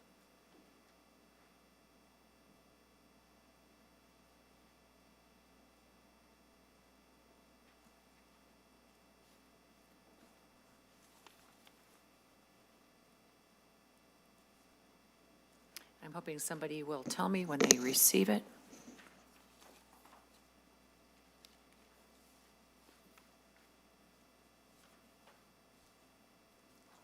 I don't need one, thank you.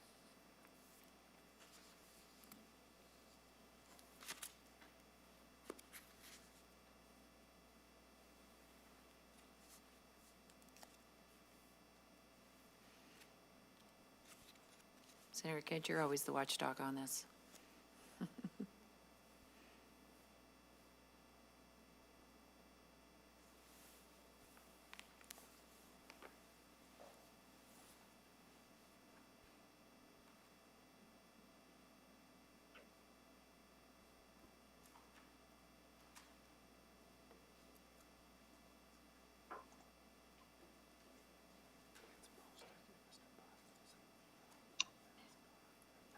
Madam Chair, I think Yes. it just came through. Okay, thank you, Senator Marty. It has been posted, and hopefully the email arrives shortly from Mr. Botter.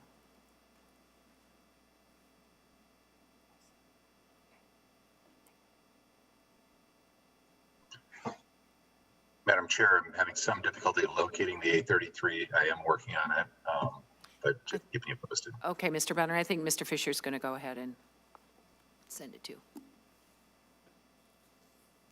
If everybody has it, we can certainly start, if you feel comfortable with that, or if you'd rather have an email. Good? Okay, super. Well, this, members, it's a wonderful project. It's the Hoffman Apiary in Janesville, Minnesota, Waseca County. And they have, it's an apiary that's in their 4th generation. And it was started by Emil Hoffman in 1907. And by 1930, he had 1,000 colonies and produced 200,000 pounds of honey. It's still owned by the family, Jan and Larry Hoffman. And the problem with this project, they're in their 2nd phase. They want to get it complete. It's on the National Historic Register, the only apiary, I believe, in the nation. And they would love to get this thing complete, but because it is still privately owned, 4th generation, it doesn't fit anywhere. Senator Ruud was gracious enough to have a hearing in the Legacy. We've been trying to figure out where it fits. The Historical Society at one time said it fits. It doesn't fit because of the privately held piece. But to have a National Register of Historic Places on an apiary is really tremendous in our state. And so I'm asking for $225,000 out of the Heritage Enhancement Account, which I feel that's in the Game and Fish Fund for Waseca County Historical Society to complete the phase 2 of the restoration of this apiary.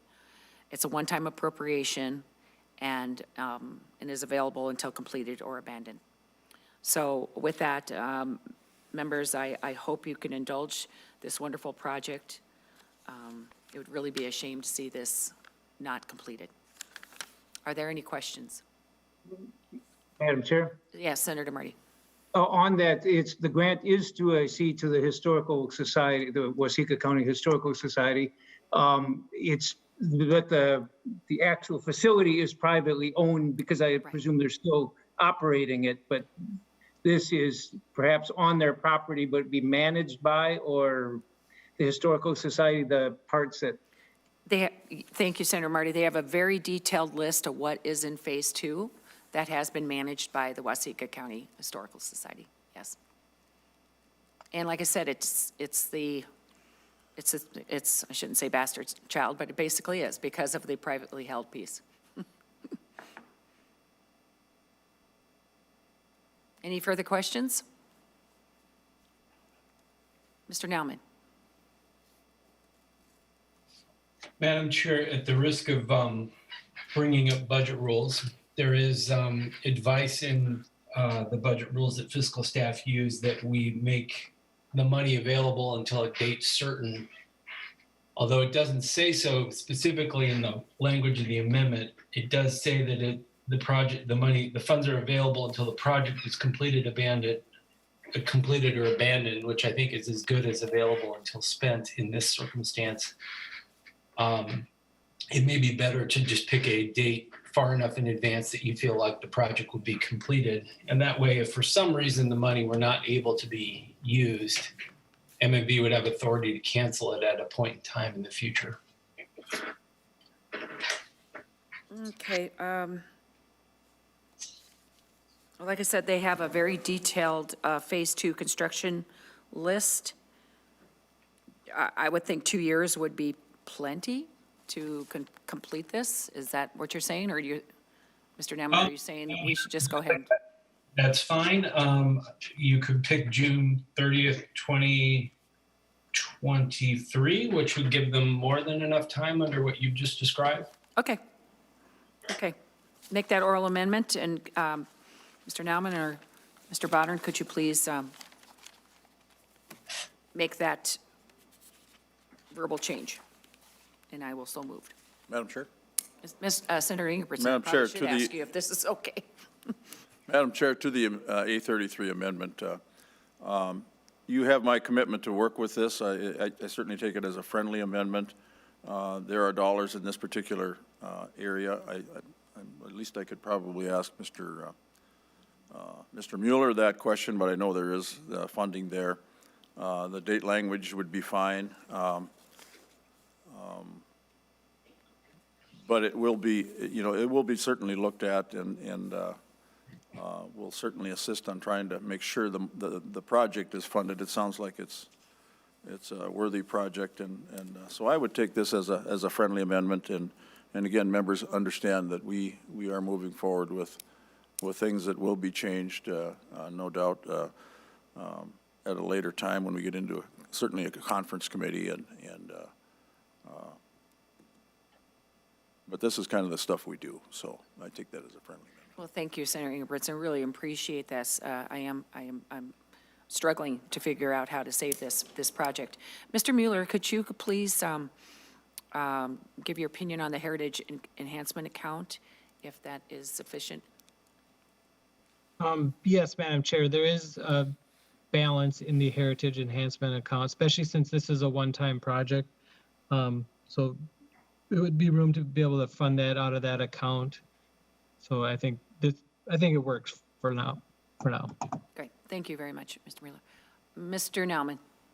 Madam Chair, I'll just read in the amendment, but I want to make sure that you felt that 2 years was comfortable. You could also do 2024 if you want to have a little bit of comfort room.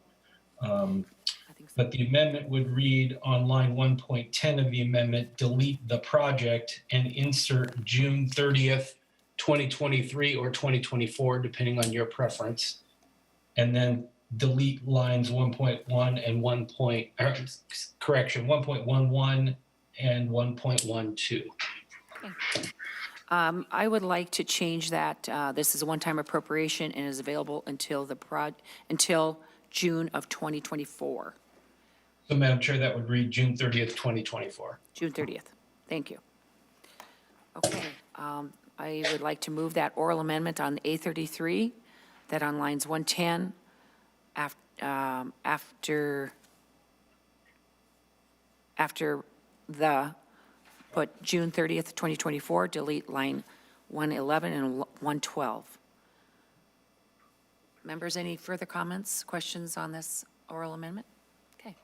All those in favor of the amended A33, say aye. Aye. Aye. All those opposed, say nay. Aye.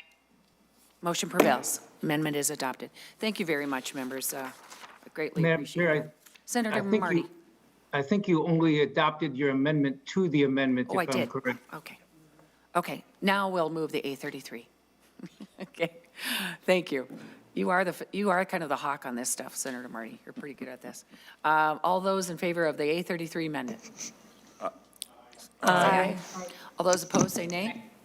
The motion prevails. The A33 amendment is adopted. Madam Chair? Okay. Senator Ingebrigtsen. Before the other amendments, I just want to make it clear that the A31 amendment was adopted. Yes, it early on. was. Okay, Yes, it was. thank you. Yep, That's all I have. absolutely. And Senator Marty. Thank you, Madam Chair. And before getting into amendment, and I will give the number so it can get distributed if it hasn't been, A35 amendment. But before getting into that, before moving that, wanted to just make a real quick comment. We all get hot and tense about things, especially at times like this.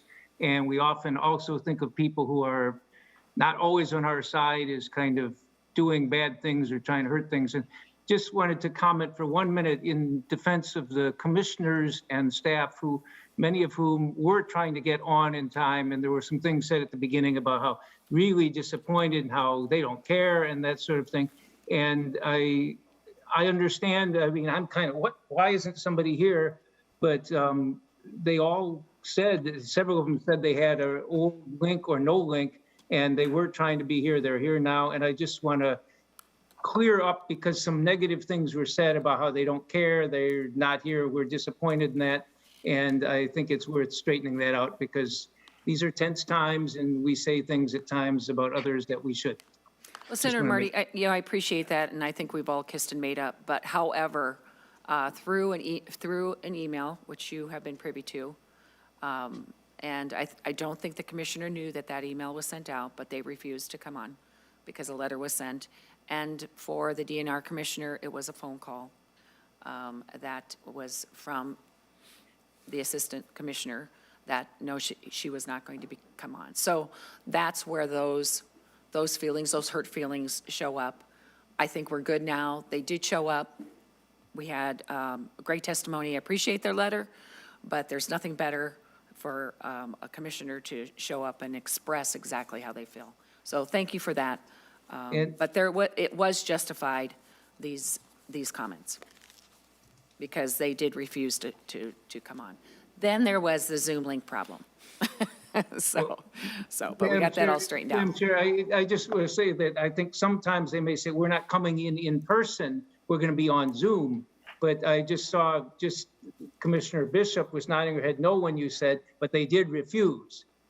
And so I'm not sure, I think you're still thinking they were trying to avoid participating in this. And I really think commissioners here, it's a big part of their whole thing is depends on the budget we provide. And so I just think it's important to understand because I think you're still thinking they were trying to duck out of this and I am not hearing that. Well, and that's I my appreciate concern. that. I appreciate that, Senator Marty, but we haven't had one commissioner show up in person, so that's never been an even option this year. But no, they definitely said that they sent a letter instead. So, like I said, we are over it. We've moved on, but I don't think there was any confusion this morning except for the Zoom link. But anyway, we will leave it at that. Senator Marty, did you have an amendment? Yes, I do. And Madam Chair, before that, you're still saying, well, we'll let it go and be bygones, but you're still leaving the impression that they were trying to duck out. And I see Commissioner Bishop, when you said that was going like this. And it's awkward to have things on Zoom. I understand that. But I just don't want to leave the thing that these folks in the administration are trying to avoid participating here and saying, oh, well, I'll just send a letter, that's okay. I maybe somebody is saying that, but I think I'm very concerned that we're leaving. You were saying, let's let bygones be bygones and we'll do it, but we're still angry. Because I want to give the benefit of the doubt to others always. Senator Marty, I really don't want to talk about the email, but I will. That came from the assistant commissioner. But it definitely said she will not be testifying. So that's where I'm going from. And I think we should move on. Apparently there was a disconnect, perhaps, with their staff because that did not come from the commissioner herself. So that's why I feel it's time to move on. Both commissioners perhaps did not have that communication. They didn't tell us that directly. So that's why I feel like, all right, we've expressed this, but it's still, we have it in writing, and I'm sticking to it. Commissioner Bishop. Madam Chair, thank you so much. And you're right, I don't want to belabor this as well. But anytime that I receive an invitation from you as the chair to come to the committee or from Chair Ingebrigtsen, I will be here. And that was not the case here. But regardless, this is our budget, which is very important to me. And so when we were asked by staff if I had planned to testify, we responded, the assistant commissioner responded that she hadn't planned to. Do you need her to? So if the response was yes, I would have been here, and I am here, and I will always be here when you request me to be at the hearing. But regardless of that, this is our budget and our policy items, which are extremely important to both me personally, to the governor, and we appreciate your leadership. So I appreciate the opportunity to be here this morning, and I too apologize for any inconvenience and confusion around this. Thank you, Commissioner Bishop. I appreciate that. Apparently, too, in the next bill that's up, our housing commissioner will not be testifying either. So it's started off a little rough. Madam Chair, it's Commissioner Ho. I'm here. I'm showing up on screen as Ellen Benavides because we have a technology share program here at home, but I am available. We submitted written testimony, ma'am, but I'm available if you need me. Thank you. I appreciate that. And that is a change from Madam Chair. the direction that it was going. Senator Ingebrigtsen. Madam Chair, if I could give Senator Marty verbal comfort language, I would be committed to talking to the commissioners offline so we can move on. And if I have any problems with that, or they have any problems with that, they can feel free to contact him. But I think we do need to move on. And again, we appreciate them being here, so thanks. We do. Thank you. And we will move on. Thank Okay. you. And Thank you, for Senator letting Martin. us continue on that for a minute. Okay. The A35 amendment, which I hope has been distributed by now. Yes, Senator Marty, it has been posted and it has been emailed. It should be available to all of you. Okay, and this deals with clarifying the statute to give PCA authority. They need to work on the closed landfills. And Senator Ingebrigtsen talked about the PFAS issue, and it's quote, relatively new, because I remember back in about 2004 or 2005, PCA effectively fired the emerging contaminants coordinator who worked on PFAS, which I was chair of the Environment Committee at the time. We actually had the fired scientist come in for testimony, and it was outrageous. And it was because she was doing important work on trying to expose what she warned us was going to become a bigger and bigger problem. So it's not brand new, but we're learning more. And as Senator Ingebrigtsen pointed out, we're going to keep finding out more. And the difficulty of these chemicals is that they call them forever chemicals because they last a long time. And that's why they were good for Teflon. That's why they were good for the Scotch Guard, things like that. They repelled things and they did a good job of that, but they don't disappear, and we're finding them all over the place. And I think Senator Ingebrigtsen pointed out, and others, I think there are like 89 landfills around the state that could use help with this. And this would simply allow the PCA to begin using the existing funds, but to allow them to work on these landfills, because there's some problems in the law that made it difficult to work with owners in some cases where the owners don't want them to come in and deal with this. And I know particularly the Freewheel landfill project down in Burnsville, these contaminants are leaking out, and we got a problem with it. And it's not going to be easy or quick or cheap, but I think we should get started on this. And so I'd like to offer the A35 amendment and be happy to have PCA speak to it. Okay.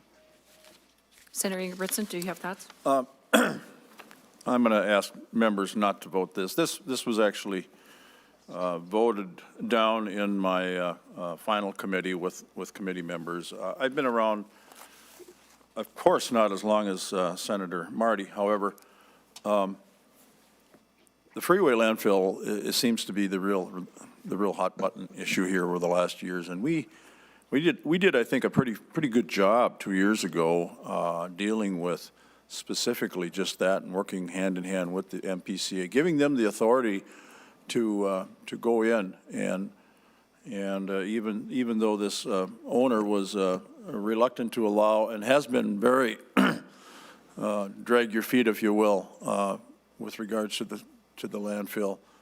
There's been litigation. There's been continued problems of getting into there and doing what it takes to get it done. And frankly, again, he asked for testimony from the MPCA. I think they should.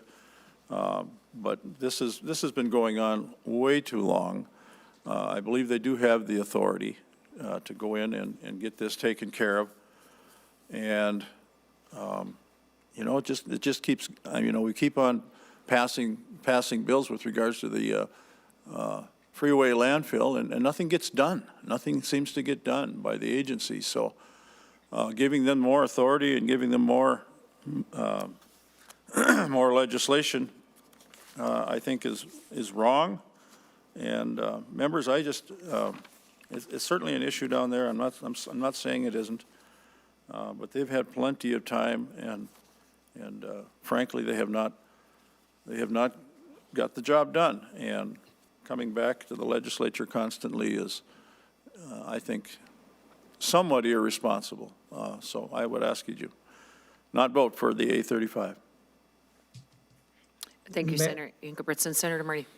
Madam Chair, I would like Commissioner Bishop to speak to it, but this is not just that landfill, and the trouble with the PFAS is that things that may have been taken care of before, we have a new contaminant here and a new concern. But I'd like Commissioner Bishop to speak to it if I could. Commissioner Bishop. Madam Chair, Senator Ingebrigtsen and members of the committee, I'm going to ask that Assistant Commissioner Kirk Kadelka talk about this in a little bit more detail, but this language around freeway landfill was supported and passed out of Senator Ruud's committee. And in the past, Senator Ingebrigtsen, you have supported this legislation. So we're really asking for us to be able to have the authority to deal with this specific issue with freeway landfill. We have not been able to deal with it because we have not had the authority to deal with it. And we've appreciated your support in the past, Senator, and we very much appreciate that Senator Ruud carried this and had it in her policy bill. So I'd like Kirk Kadelka to really walk through the issues related to the freeway landfill in this bill in particular. Senator, before we go to Mr. Kadelka, Senator Marty, has this been through judiciary? Because it deals with condemnation and it does have some legal expenses, and it's quite heavy policy. And looks like. and Madam Senator Chair, Marty. and Madam Chair, I believe I knew it had gone through Senator Ruud's committee. I don't know the other path of the bill. And maybe Mr. Kadelka or somebody can speak to that. But it is, again, how we use these funds and can we use them? So that's why I wanted to raise it here. Commissioner Madam Bishop. Chair, certainly. And I just want to correct myself that it wasn't in Senator Ruud's overall policy bill, but she did pass it as a standalone bill. And then it was to go to civil law, and it did not get a hearing in civil law. So that's what happened with that, Senator Ingebrigtsen and Senator Rosen. Thank you, Commissioner. Mr. Kadelka, welcome to the committee. Thank you, Chair and committee members. For the record, my name is Kirk Kadelka. I'm Assistant Commissioner with the Minnesota Pollution Control Agency. The bill here is Senator Ruud's bill that she has thankfully carried for us for the last 2 years. It helps us address a number of issues. The closed landfill items that are mentioned there, as Senator Ingebrigtsen mentioned, in 2017, the legislature provided some tools to address uncooperative owners of landfills in the closed landfill program. We've only had one out of 110 in the program so far, and we've got others working to get in. It's when we started looking at implementing that 2017 legislation that we identified there are a number of issues where things aren't connecting up correctly. And that's what the bill does. It tries to correct those situations. And it really is about timing on when the condemnation process would play out versus when the agency and the state would go in and be able to collect for its cleanup activities. Right now, there's an unattended gap, which would put at risk state taxpayer dollars. The state would have to, and the legislature appropriate dollars to pay for the purchase of this property. But then years later, after the property is cleaned up, 5 to 6 years later, the state is then required to go back and collect those dollars. And so all we're trying to do is have those two things match up at the same time, so that if the state were to pay out money that it would collect years later after the cleanup, that it is actually there. Right now, what we're concerned about is the state would put forward money, and then the money would be spent or put someplace the state couldn't reach it. And when the agency then carries out the other part of the law, it wouldn't be there.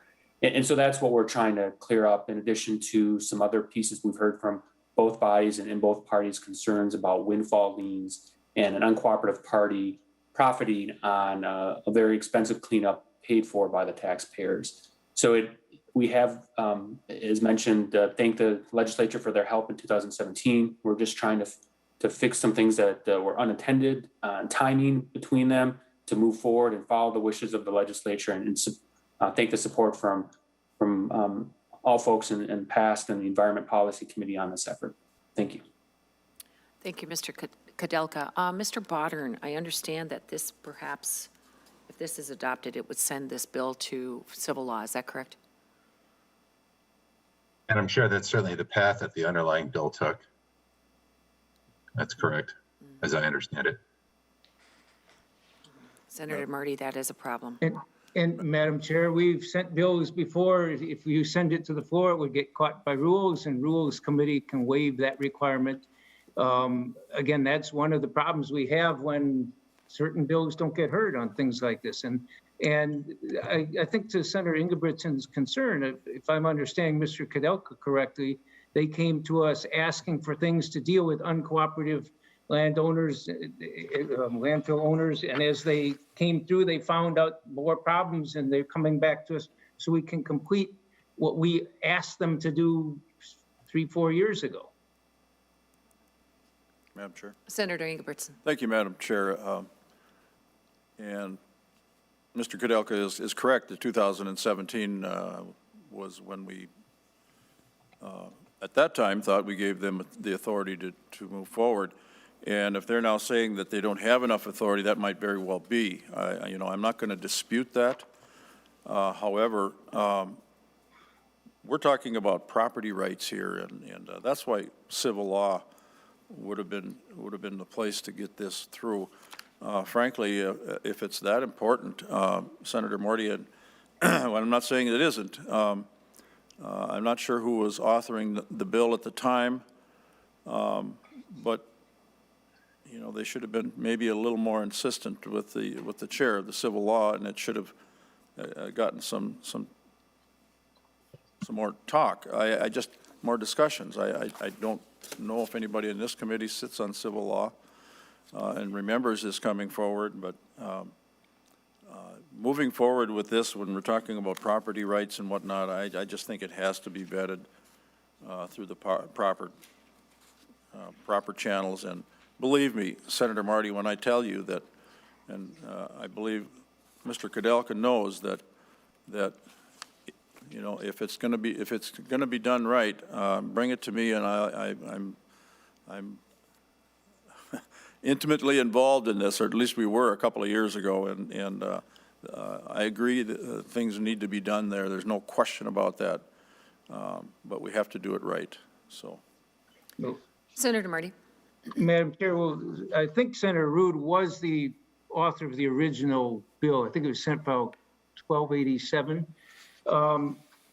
But I understand she's busy with everything else. She sends the bill to a second committee, and it doesn't get heard. That strikes me as trying. I mean, yeah, I've requested hearings on bills multiple times too, and it doesn't always happen, and you know that. And I'm not sure what more. I mean, I think Senator Ruud tried her best. This is an important thing to deal with, and I think if we have to send it, if it goes through rules instead on the way to the floor, that's not going to gum up the works. Rules can meet on the call of the chair anytime.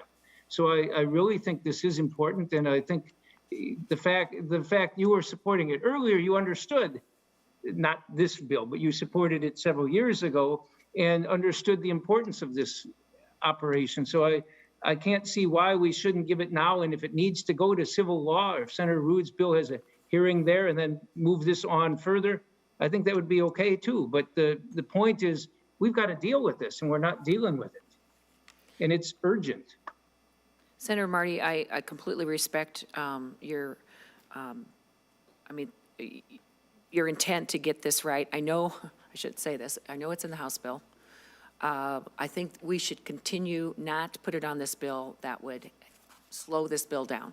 We do have a path forward, but perhaps we can talk to Senator Matthews, get this rolling, get this figured out correctly so everybody has some comfort language, and not tie down this environment bill.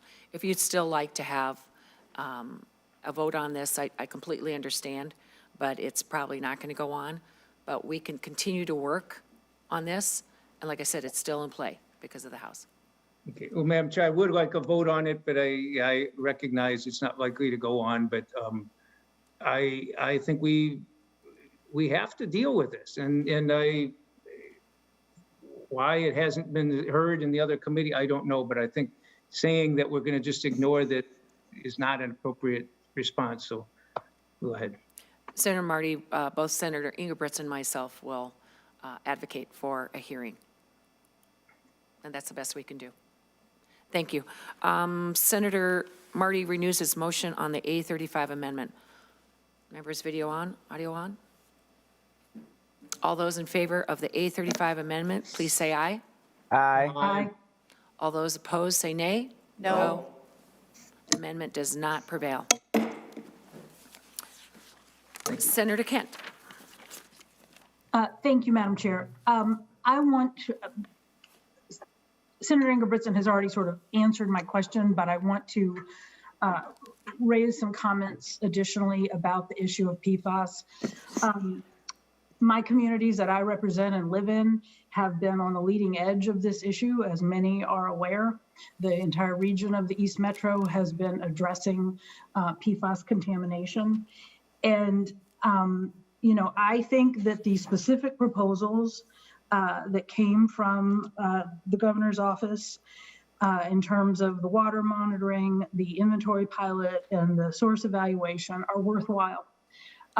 You know, one of the things that I've observed, you know, you get to know your district and you listen to other members and their districts and how people react to different things. And one of the things that I have found interesting over the years, even before I got elected, was the way that people have responded to the knowledge of PFAS in our water. And like I'm on Nextdoor, like a lot of people are, to sort of keep an eye on what people are talking about in my community. And people will be moving into our area and they're like, what do I need to do about my water? What kind of filtration system should we put on? Even though, you know, we do have, you know, municipal filtration systems.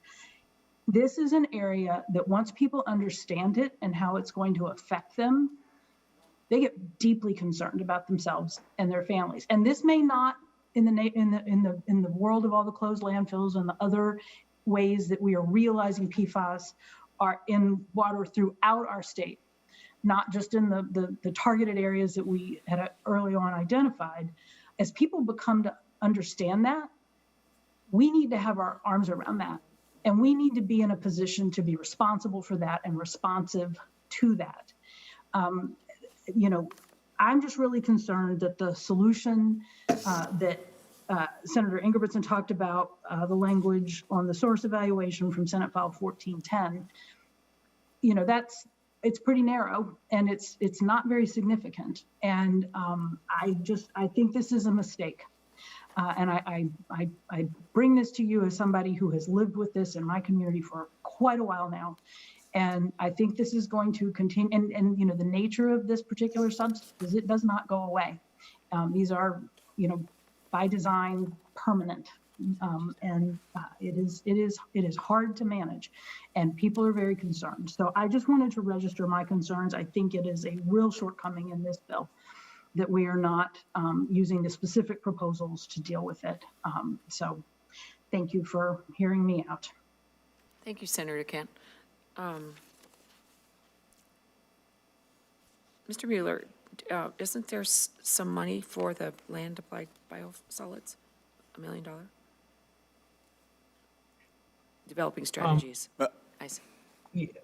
Madam Chair, there was the bill that Senator Weber had. It was $500,000 for dealing with the PFAS. And like Senator Ingebrigtsen said, that bill focuses more on at the wastewater treatment plants. But there is some proposals in the LCCMR articles that also deal with PFAS. So this is an ongoing issue that is being looked at across a number of different funding areas. Again, the Senate bill is not funded to the level that the governor did, but there are some items in here for that. Thank you, Senator Kent, for your comments. Senator Ingebrigtsen. Madam Chair, and thank you, Senator Kent, for your concern, and it certainly is not going away. But we are moving in the direction of trying to figure out what to do with it and how we deal with the front end. And we just want to make everybody aware. That's why there is two appropriations in this bill, one for $1 million and another one for $250,000. So there is movement going forward with regards to PFAS. We're just not forgetting about it, and I'm not taking it lightly, but we are spending some dollars.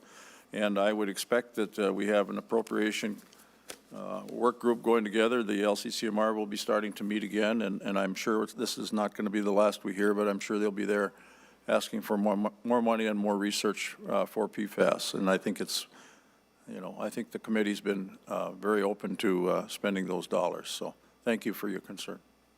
Senator Kent? Good, okay. Senator Marty? Thank you, Madam Chair. I have the A34 amendment. I texted Dallas. I don't know if you got the message that you can release the A34 amendment. Mr. Bodern has it, apparently, Senator Marty. So we'll get that posted and emailed. I'll get to work on that. Thank you. And I'm happy to start talking about it now, if that's okay, even though it's not distributed yet. Your choice. I'll wait. Can we wait I just got it. Let's Fine. wait. What does it deal with? It deals with, I guess the simple thing is the supplanting versus supplementing for the lottery and lieu funds. For at least two areas, the DNR, local trail connections, and the metro parks. Would you like to talk on this, Senator Marty or Mr. Mueller? Sure. If it's distributed, I don't see it posted yet. But, Yeah, let me know, would you please? yeah. Mr. Mueller can speak to it, and then I'll speak to the general substance of it when he goes through where It's on there. it's not posted yet, though. I did just send the email. Apparently, the email is available, and the posting it right now. Mr. Mueller, to the A34 amendment, please. Madam Chair, what the amendment does, there's two, it replaces a general fund decrease that happened in the bill, both for these local trail connections. There was a $250,000 general fund appropriation in the base for these local trail connections. That money that appropriation was left out of the bill, and then an increase of $250,000 per year for local trail grants out of the lottery and lieu account. So that's $250,000 per year would be a general fund increase. The second part of the amendment changes what's in the bill as far as appropriating money for the metro parks. The Senate bill reduced metro park funding by $750,000 per year from the general fund, and then increased the same amount from the lottery and lieu account. So this bill would undo that. So the net effect of this amendment would be an additional $1 million per year of general fund spending above our target. Senator Ingebrigtsen. Madam Chair, for that reason, I would ask the Finance Committee to vote no on the A34 amendment. I know Senator Marty wants to talk about this. He wants to talk about supplant I'm interested to hear what that's about. I will note that I believe Senator Ruud may have been to this committee. I'm not sure with legacy funding yet. Oh, she's next. Okay. I think you'll see there that the metro parks as well as the DNR and rural parks are very well taken care of again, because that appropriation keeps just growing and growing and growing, and that's 0.3% of the sales tax, as you know. You know, that doesn't make neither here nor there, I guess. Just understand that, and you will hear the testimony from Chair Ruud about that. So, again, with the target that I have, this takes it out of balance. I cannot support the A34. Okay, Madam thank you, Chair. Senator Ingebrigtsen. Senator Marty. Yeah, Madam Chair, thank you. And I understand his budget problem, but that points to the whole overall problem with its misuse of funds and saying, well, we can't fix it because that would screw up our budget target. And when I say supplement versus supplant, I think those are two very similar sounding words that have sort of opposite meanings here. The funds were not meant to, when the voters were given the chance to approve the lottery and to provide funding for natural resources, it was clearly said to the voters, to everybody else, that this is going to be done not for the purpose of replacing existing government funds going to this, but to put in new things, to supplement, not to replace, not to supplant them, but to supplement them. And this is something that we ought to take seriously. This is, I think I'm the only member of the Senate who was here in 1988 when we passed a constitutional amendment in which we said the principle of the Environment Natural Trust Fund must be perpetual and inviolate forever, et cetera, et cetera, et cetera. And in doing so, we made it real clear we had in the law that put that in place. We have trust fund not to supplant existing funding, may not be used as a substitute for traditional sources. Taking Metro Parks funding out of this and putting it into that, that's clearly doing the exact opposite of that. And Senator Ingebrigtsen can use language notwithstanding these things, but these were commitments to the voters. And I just think that's grossly wrong. This is only $1 million of it here, but this is a huge problem. And saying, well, it's not a big deal, and well, we got tough times, and well, we got everything else. One day I hear us say we got so much money. Next day I hear us saying we got tough times. But these were commitments we made to the voters. And I don't think these are supposed to be because, well, you weren't here when they were made to the voters, but the voters approved them based on those commitments. And I think this is really a serious issue. And I could get into like the metro parks, which I believe have more visitors to them than the state parks every year. Huge numbers of people. And I think we've got a commitment to them. They are in effect the state park system for the metro area in many places.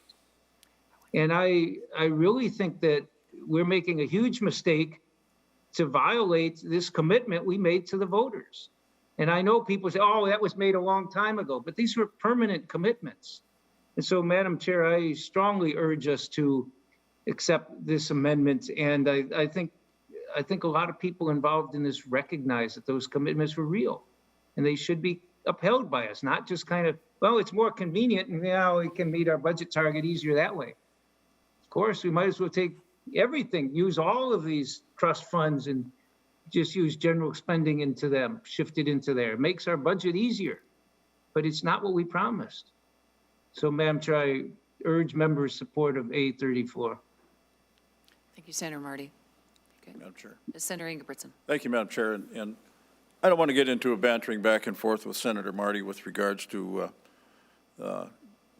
being trustworthy when it comes to enforcing the constitutional amendment that he's referring to. No, I wasn't around when LCCMR funding was brought forward. I was, however, around when Legacy was. In fact, it was my amendment on the floor that actually named the helped name the piece of legislation using Dallas Sam's name. Dallas Sams had done a lot of work on that. He was the senator that was in from my district that I ended up prevailing over in the election. And I thought at that time it would be worthy to him to be on that, recognizing his work. And for 8 years I sat on the Legacy Committee, so I am very well aware of where those dollars go and how they go. In fact, I was one that stood up some years back when the Viking Stadium was being built, and there was a member, and I don't even remember who, I think it was from the other body, that wanted to spend some of those dollars on a separate corridor that they were going to designate to Minnesota wildlife. And I stepped up at that time and I said, absolutely not. That's not what the voters voted for. They voted for environmental initiatives, and so we stopped that. So I'm very clear of where the dollars are going and where they're supposed to go. And occasionally we do, I will say that, and I think you understand what I'm saying is that these dollars do get meshed in with other dollars. I mean, the projects that we have wouldn't work unless you were allowed to do that. But I certainly respect the idea that we're not supposed to be using those dollars for other things, but occasionally they do. And so far, I don't think, other than one time that I know of, that they were ever tested in court, and that's been now for about 12, 13 years. So again, it takes the budget out of balance. I guess that's pretty simple. So I can't support it at this time, members. Senator Marty, before we go to you, I think I'm going to go to Mr. Knopf for a little bit of a historical reference, please. Madam Chair and members, the lottery and lieu funds were actually established in the year 2000 after 1988 because there was a sales in lieu of sales tax on lottery tickets. There was a push in 2000, especially by the Senate, to allocate that money that was being raised by the sales tax on lottery tickets to be used for natural resource purposes. And so all of the lottery and lieu money, again, was not going to the trust fund. It was a sales tax that was on the lottery tickets, and that money went to the general fund until 2000. And then in 2000, with the Senate initiative, there were a number of accounts created, natural resource accounts, that used lottery and lieu funds. So whenever lottery and lieu is discussed, it's actually a 2000 law that created or made the money available for those purposes. And Madam Chair, I'm only touching this one part, but the Environmental Natural Resources Trust Fund, this bill, I'm not even touching this. I don't have an amendment to deal with it, but the $2 million for wastewater infrastructure. Constitution explicitly says you can loan up to 5% for that, not give grants for it. These are very valuable projects. I'm not disputing that. I'm just saying that how we're using this and what the Constitution, what we promise to people with these things, I just think we're using it inappropriately, and urge your support for the amendment. Thank you. Thank you, Senator Marty. Chair stepped away just for a moment. Senator Ingebrigtsen, any additional comments? Thank you, Mr. Chair. No, I don't have a whole lot to say any longer with regards to this. I will, however, say that there still is a dispute as to whether we allow funds to be distributed out of these funds for wastewater treatment initiatives with either a loan or a grant. Frankly, we can sit and argue all day, and we can do that offline, Senator Marty, about grants. But I see no better way to try and clean up our environment when we talk about grants versus loans than to, for a small village in Minnesota that lives next to the Minnesota River, Red River, or any other river that drops into one of our large tributaries, then to help clean up wastewater problems, and these small towns can't afford it. They could afford it years ago. They can't now, and they're 60, 70 years old. So I know we're getting a little bit off track here, but nevertheless, I can't think of a better way to spend environmental money on cleaning up our environment than when it comes to wastewater. So we'll just have to disagree today, and again, we can do more discussing offline. Senator Marty? Madam Chair, again, that's the point of what bonding dollars are for, general obligation bonds. We've got a huge wastewater cleanup problem, but we shouldn't be taking funds from the wrong sources to pay for it. I understand your, it doesn't fit my budget targets, but that means the budget targets or the way it's put together is not okay. So I can count votes, but I gotta say that I think this is irresponsible and I object to it. Okay, thank you, Senator Marty. Senator Marty renews his motion on the A34 amendment. I'm sorry, what? Is there a motion? No, okay. All those in favor of the A34 amendment, please say aye. Aye. All those opposed, say nay. No. No. The amendment is not adopted. Are there any further amendments?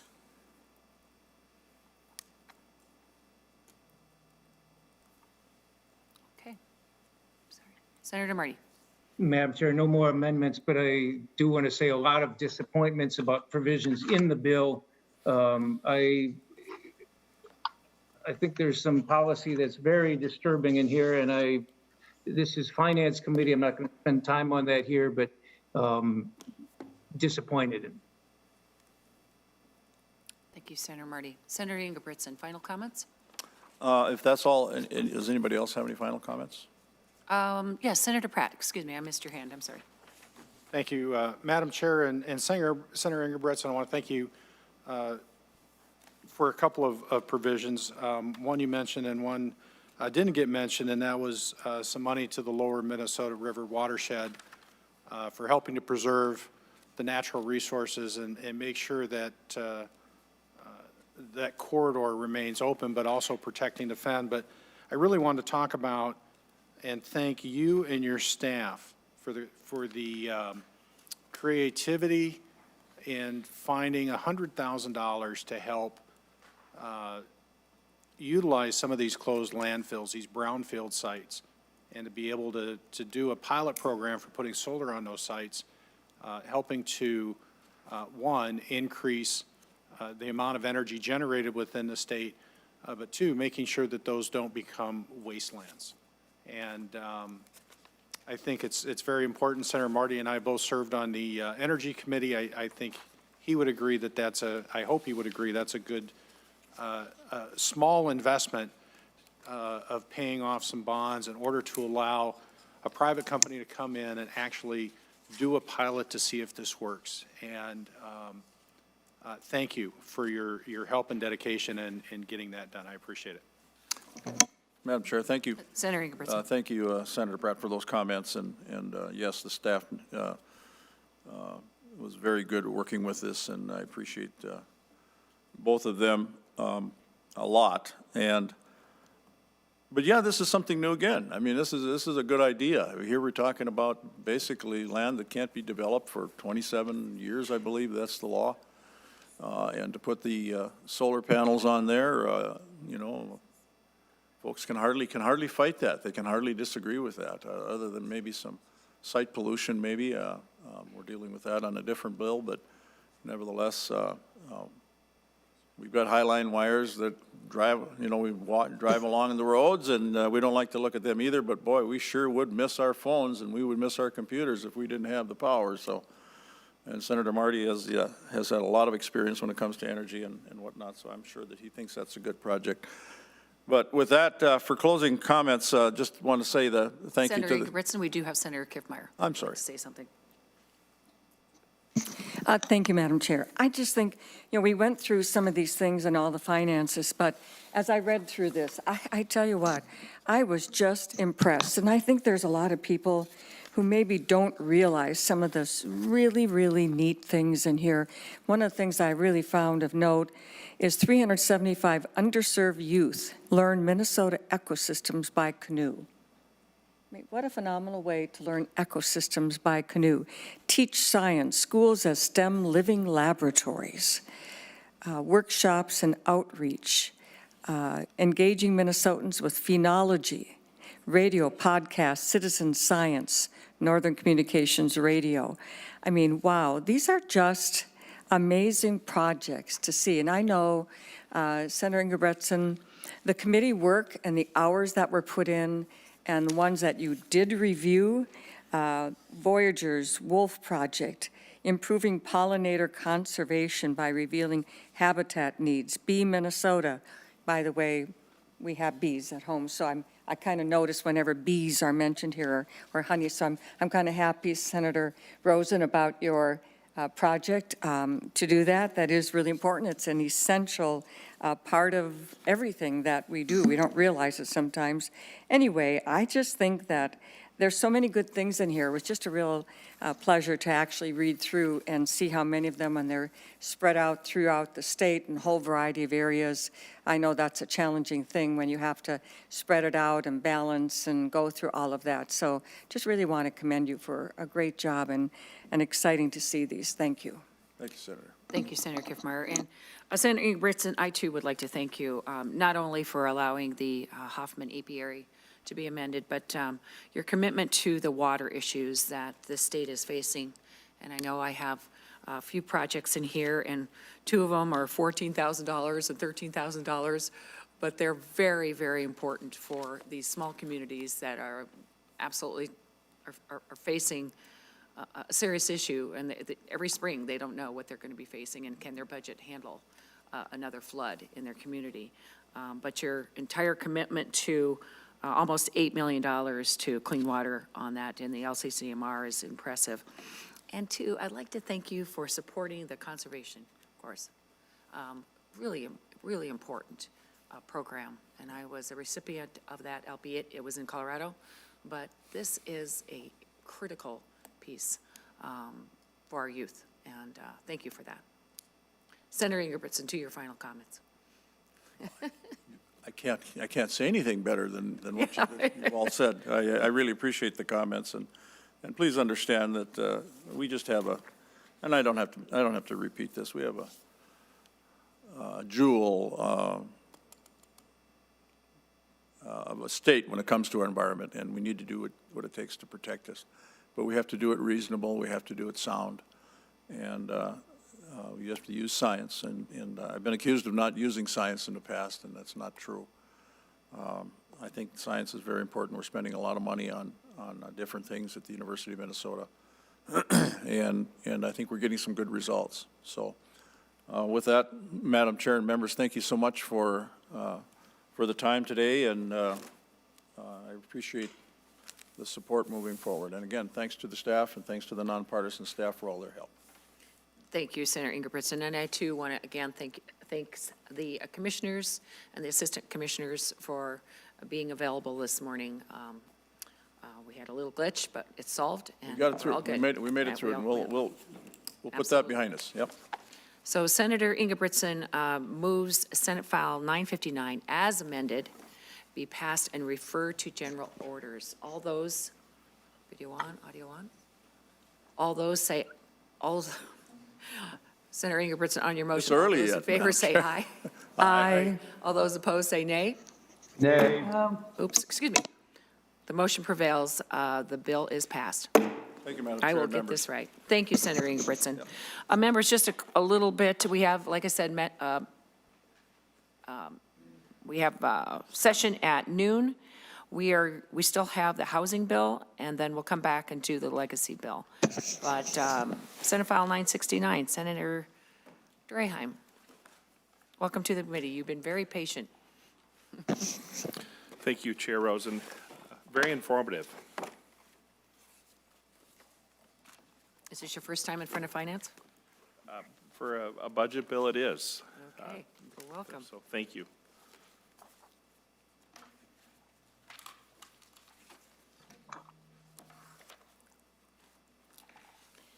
And Senator Draheim, it's a pleasure to sit on your committee. Thank you, Madam I've Chair. enjoyed it very much. And I think that's the sentiment of most of the members. They have said that too. So it's great to single out housing in a special committee and give it due diligence. You've got some great quotes and great. It is an equalizer for many families, as you say. So thank you for your attention in the last, not just this year, but in years past. You have really focused on housing issues. And so now we have a true housing bill before us. To the bill, Senator Draheim. Thank you, Chair Rosen, and thank you for serving on the Housing Committee along with the other members. You know, when we started out this year with a new committee on housing, we kind of made a list of priorities. And I think one thing became very clear, that we all agree, if we really want to help people, we should have a pathway to home ownership. And there's a huge advantage to owning a home versus paying rent. And we should try to afford that to everybody, the availability to that pathway to home ownership. So this bill focuses on home ownership and the pathway for that. It does put more emphasis on the agency's spending. They have 3 main pools, and we try to encourage them to spend more money on that ultimate goal of home ownership. The other thing we tried to do was balance out the influx of federal funds. So we did try to take into consideration the millions of dollars that have flown in from the federal government to our state. So we do talk about that. And then we have a little reform in here, focused on home ownership and the barriers to a lower cost structure. There is another provision on rent control. There's a couple provisions that eliminate loopholes. And I consider the rent control a loophole. So I just wanted to mention that to members. But overall, I think we did a great job. We had a lot of input from all members on the committee. And with that, Chair Rosen, I'd like to go to nonpartisan staff to discuss Senate File 969. Thank you, Senator Draheim. Also, members, there is the A18 and the A19 that has been posted in email. Mr. Mueller, could you please run through the spreadsheet? Yes, Madam Chair, I would like to share my housing spreadsheet. Please do. Thank you. This one is a bit simpler than the environment one that we just went through. This is a one-page one. This, excuse me, spreadsheet just shows the general fund appropriations that go to Housing Finance Agency. The committee and this bill has a net target of base budget, which is $115.966 million. So all the spending changes within the Senate bill are offset with any new spending has to be offset with a reduction in something. The governor had a new spending of 18.5 million one time. So the governor's changes are over here. So I'll just talk about the Senate changes here. There are just a few changes. The first is a $1 million reduction to the challenge program. So that leaves an appropriation of $11.9 million per year. And this is the biggest pool of money that Housing Finance Agency has. And it uses it for a number of, it's flexible and it uses for a number of projects. The second change is here on line 63. This is where the Senate has put an additional $1.6 million into the workforce home ownership program. The base budget for this was $250,000 per year. This is a newer program that was started 2 years ago. and it focuses on home ownership and single-family homes. So 1.6 million of additional money was put into that. The next increase on the Senate bill is for manufactured home park infrastructure grants. This is another new grant program that was started, I believe, 2 years ago. The base budget, again, is increased by $750,000 per year. The next item here is home ownership, education, and counseling and training. The bill adds $150,000 per year to this grant program, and there's language in Article 1 that allocates $500,000 of that, particularly to help for groups that are trying to work on the housing disparity gap. The reductions, another reduction in the bill, this is one that was also in the governor's bill at least one time, and we have this as ongoing, is a $100,000 general fund reduction to the rental housing rehabilitation program. And then the last change item here is family stabilization plan, or for Build Wealth. There's a $500,000 appropriation or in the base for this. And what the Senate bill is doing has eliminated that single appropriation and making the Build Wealth and the Family Stabilization Plan now part of the home ownership and education training program. So the funding now would come out of that program, and they would then have to apply for that. So that's it for the budget changes in the Senate bill are ongoing. You can see here in the tails. The same changes we made for fiscal year 22 and 23 are also in the tails. So that is it for the spreadsheet. It's pretty simple as far as the spreadsheet goes. I can go through Article 1 that talks about more some of the federal spending issues that are not on the spreadsheet, but that we should probably talk about in the bill. Mr. Mueller, I think we're going to wait, and we'll finish the bill with Mr. Stain. Questions, and then we'll go to you, if that works. Mr. Stain, could you just talk about the bill at hand? Sure. Hello, Madam Chair and members. Article 2 is the housing policy provision of the bill. Fiscal impact, and many of these sections came from the agency's policy technical bill. I won't spend much time on those. So I'll highlight a few sections for the committee. Sections 2 and 3 of Article 2 are bills that came from Senator Johnson and Senator Ruud relating to titling of manufactured homes as real property. When you're able to do that, there's some benefits to that in terms of getting lower mortgage rates and so forth. Section 6 of the bill, of Article 2 is a bill from Senator Curran relating to window fall device, fall prevention device regulations. And what it does is provide an exemption when the window opening meets the standards. And I think that language was worked out with the Department of Labor and Industry.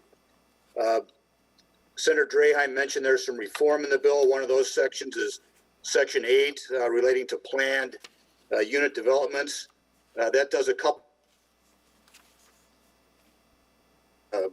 prohibits a municipality in a planned unit development agreement things that don't comply with the city's zoning or conditional use regulations. The city is not able to put conditions in there that exceed state building requirements as well. And these planned unit development agreements are required to be posted on the city's website at least 7 days prior to the hearing of the city council.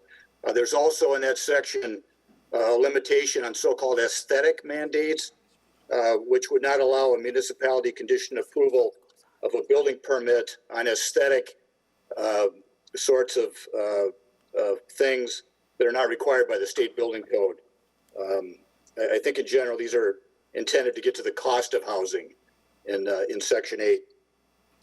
Section 13 of Article 2 requires that the Housing Finance Agency award points in their decision-making criteria for their programs based on how quickly a project can be constructed. So that's another reform piece in the bill. Section 22 of Article 2 asks the agency to, within a year, stand up a new program that offers mortgage financing and down payment assistance for purchasers of eligible manufactured homes, which are those homes titled as real property, which I mentioned earlier, and affixed to real property owned by a resident-owned community. Apparently, there's a quite successful program in New Hampshire up and running, and the intent here is to get a similar program going in Minnesota. Senator Draheim mentioned rent control. That in this article is a combination of Section 23 and a repealer in Section 27. Under current law, the general rule is a city cannot impose rent control unless done so by a vote of the voters in a general election. And what Senator Draheim does here is get rid of the ability to do it in a general election. So it'd be a straight out prohibition on rent control in this state. That is all I was going to say about Article 2. Article 3 is the eviction eviction moratorium phase out issue.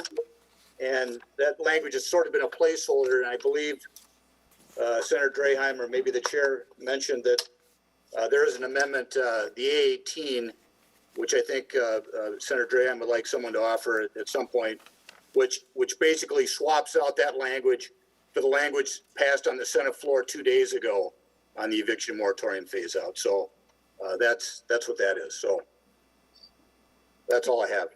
Thank you, Mr. Stain. Before we go to amendments, are there any questions for Mr. Stain or Mr. Mueller? Mr. Mueller, we'll go to your federal funds here in a second. I just want to. Senator Draheim, would you like to have the bill in order with the A18?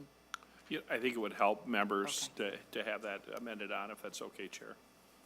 As I said, it's been posted in email. Senator Pratt? Thank you, Madam Chair. I would like to offer the A18 amendment. Okay, Senator Pratt, would you? Thank you, Madam Chair. The A18 amendment is effectively the bill that we passed off the Senate floor on Monday and replaces Article 3 with that language. Senator Draheim, any comments? Thank you, Senator Pratt. And this is a amendment or the bill that we passed off the floor a couple days ago that we worked hard on, bipartisan group, Senator Dietzick, Senator Port, Senator Duckworth, and myself. Spent a lot of time on this. You know, I think we all agreed that there's parts we really like and there's parts we really don't like, and I think that's a good compromise. So I really appreciate Senator Pratt amending this to the bill. So thank you. Any questions, comments on the A18? Audio on, video on. Senator Pratt renews his motion on the A18 amendment. All those in favor say aye. Aye. All those opposed, nay. Motion prevails. The A18 is adopted. And Senator Champion. Madam Chair, whenever you're ready for amendments, then I will go. I wasn't sure if you were going to go back to the fiscal analyst. I think actually, Senator Champion, I think I'd like to do the federal funds with Mr. Mueller and then the commissioner, and then we'll go back because there are a few more amendments. So. Okay. Yep. Thank you. Thank you. Thank you. Just put me in the queue. You got it. Senator, or Mr. Mueller for the federal funds, please. Madam Chair and members, would like to share my screen again so I can show the bill. Please. As some of the areas that I'm going to talk about. Would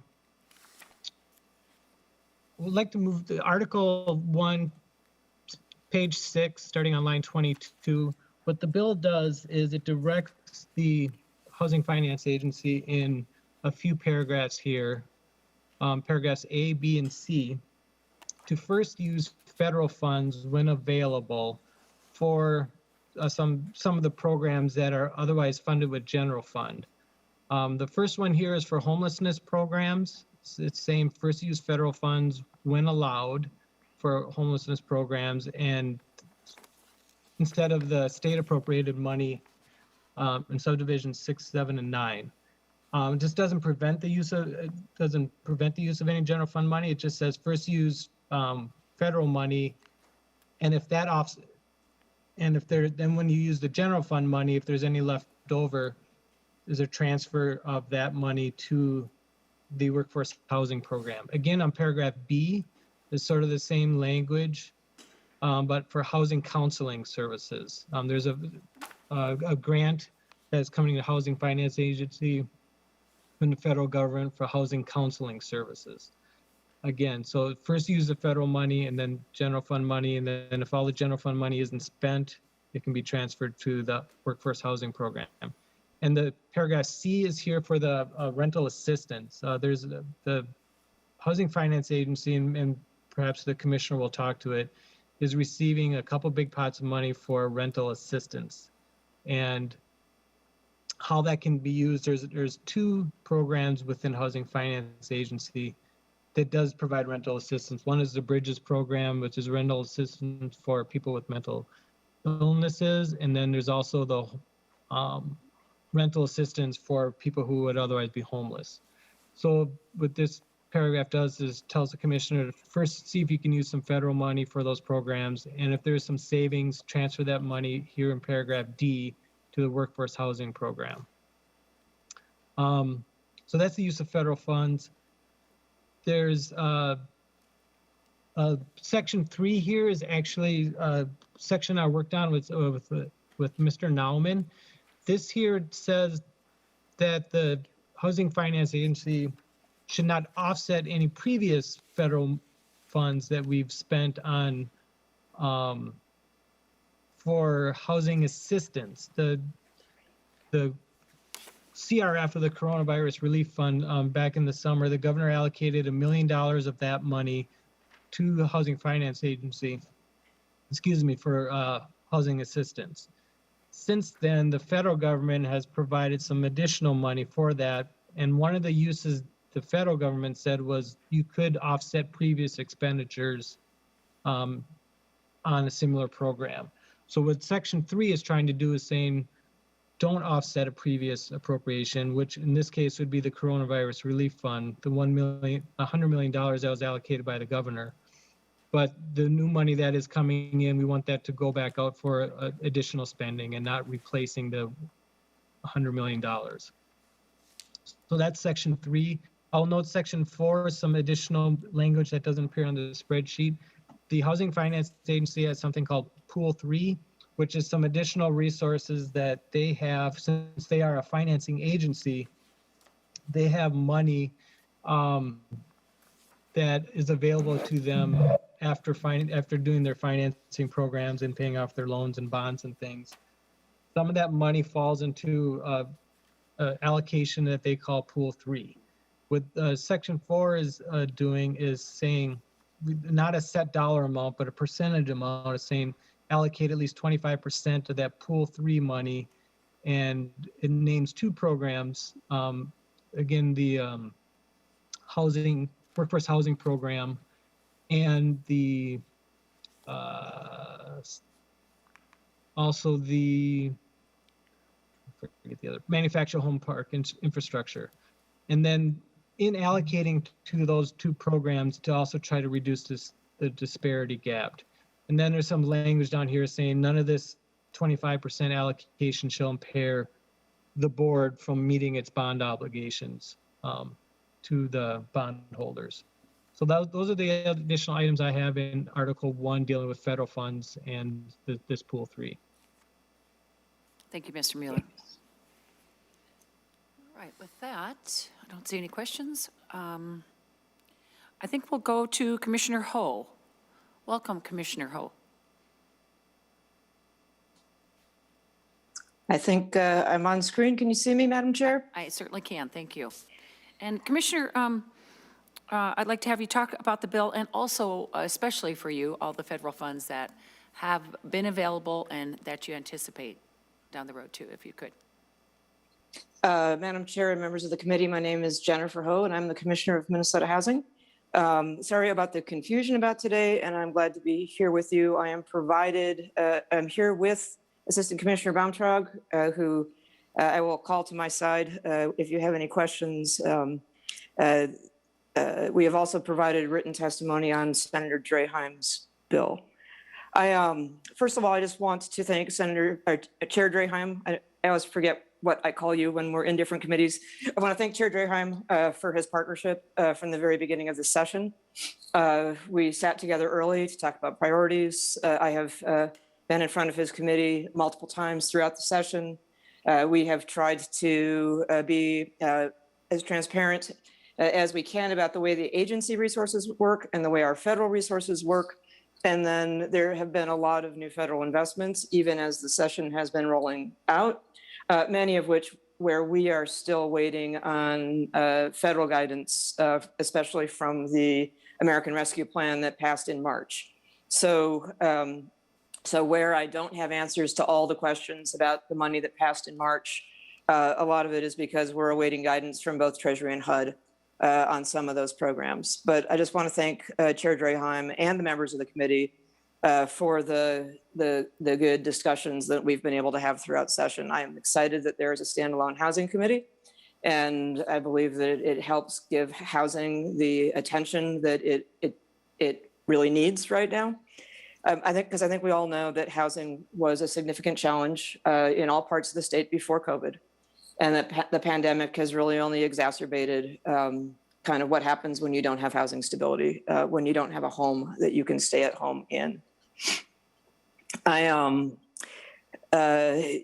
We've talked a lot about needs across the whole continuum, from homelessness to rental, to preservation of rental, to home ownership, workforce housing, the racial disparities, the fourth worst in the country that we have here in Minnesota. The governor's budget includes an $18.5 million increase to housing in one-time funds across that broad continuum of need. A part of what we've called needing to go big so that everyone can go home. So I will just say that the Senate budget does some shifts, but it doesn't create a net increase at a time where we just desperately need a net increase across a broad array of things. I'm grateful for the technical amendments and for the bipartisan work on the evictions moratorium language, and to Senator Pratt and the amendments that were discussed here and what was passed off the floor. I guess I am hopeful that between the House and the Senate and my agency and the governor's office, we will get resolution so that Minnesotans, landlords and renters and the courts alike all feel like they have kind of a predictable pathway that fully leverages all of this new federal emergency rental assistance money so that we can just get people, both renters and landlords, paid up on rent. It's the number one reason for evictions in Minnesota pre-pandemic. And I think it's in everybody's best interest just to get the debt settled and take advantage of this incredible infusion of federal funds that we received from the December Congress. And then again, a second batch of money that we believe will be coming to us because of the March stimulus bill. So I guess what I would say about the new money is three things. I should have assumed you would want me to talk about this today, but you're going to get this off the top of my head, and then Ryan is going to flash on screen if we need to make any technical modifications to what I'm saying here. So we have wrapped up the housing assistance program that we did with the coronavirus relief funds.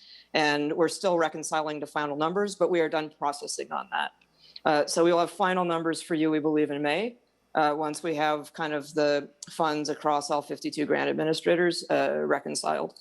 So that is coming. I would love to bring you some stories when I bring you those numbers, and I can do that with Chair Draheim's committee, or I can do that here. We have heard some very, very powerful stories that have come out of that program. In December, we got the COVID-19 emergency rental assistance dollars through the Treasury.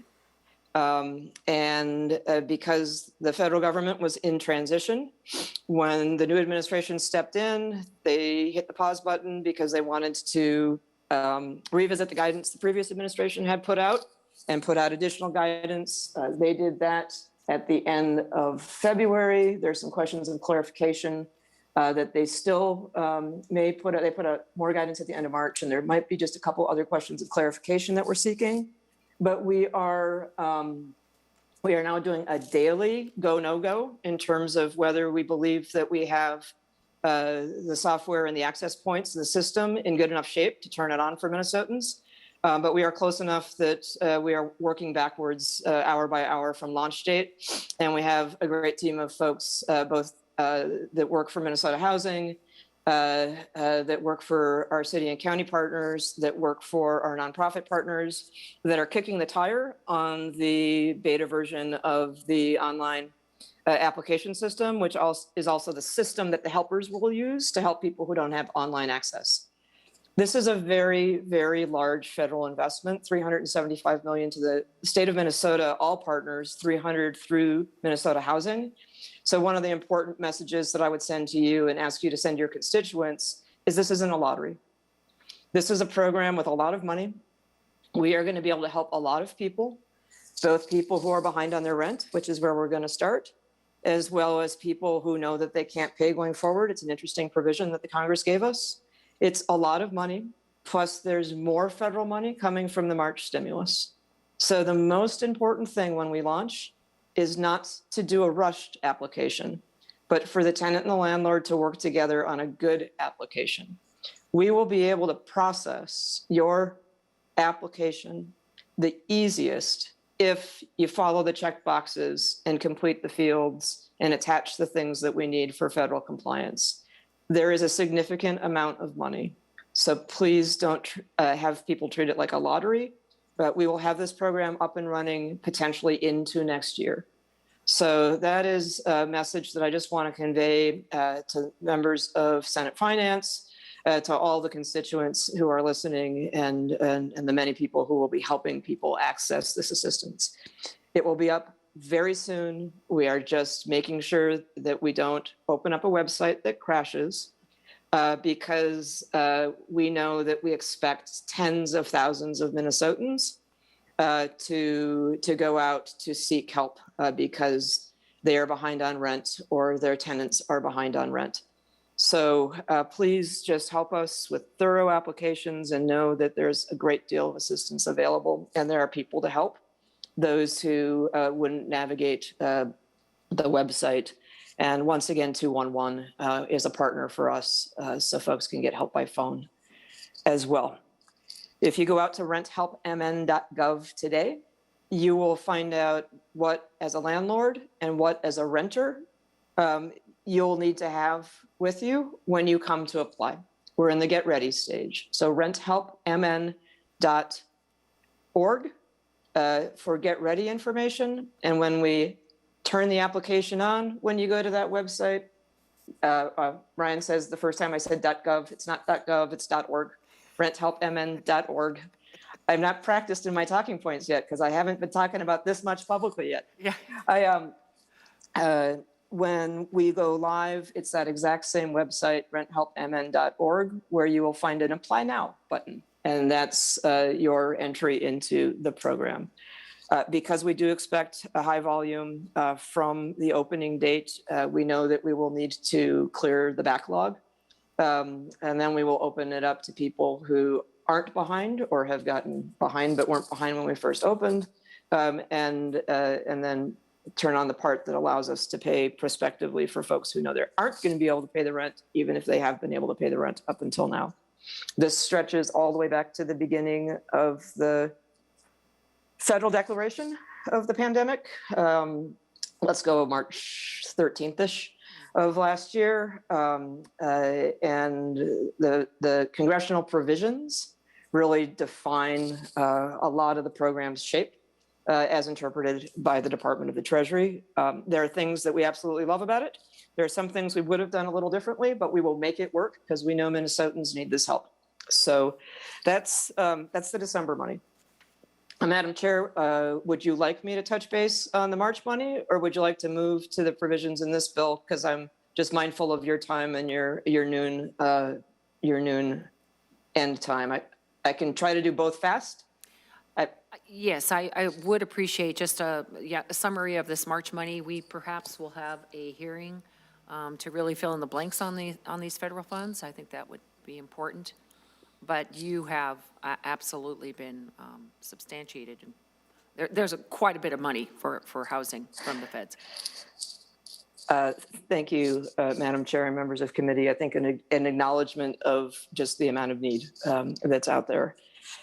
So in the March bill, the American Rescue Plan stimulus bill, there are 3 pots of money that we're tracking as related to resources that will come to the agency. And then there are other housing related resources that don't go to the agency. They have other mechanisms defined by Congress.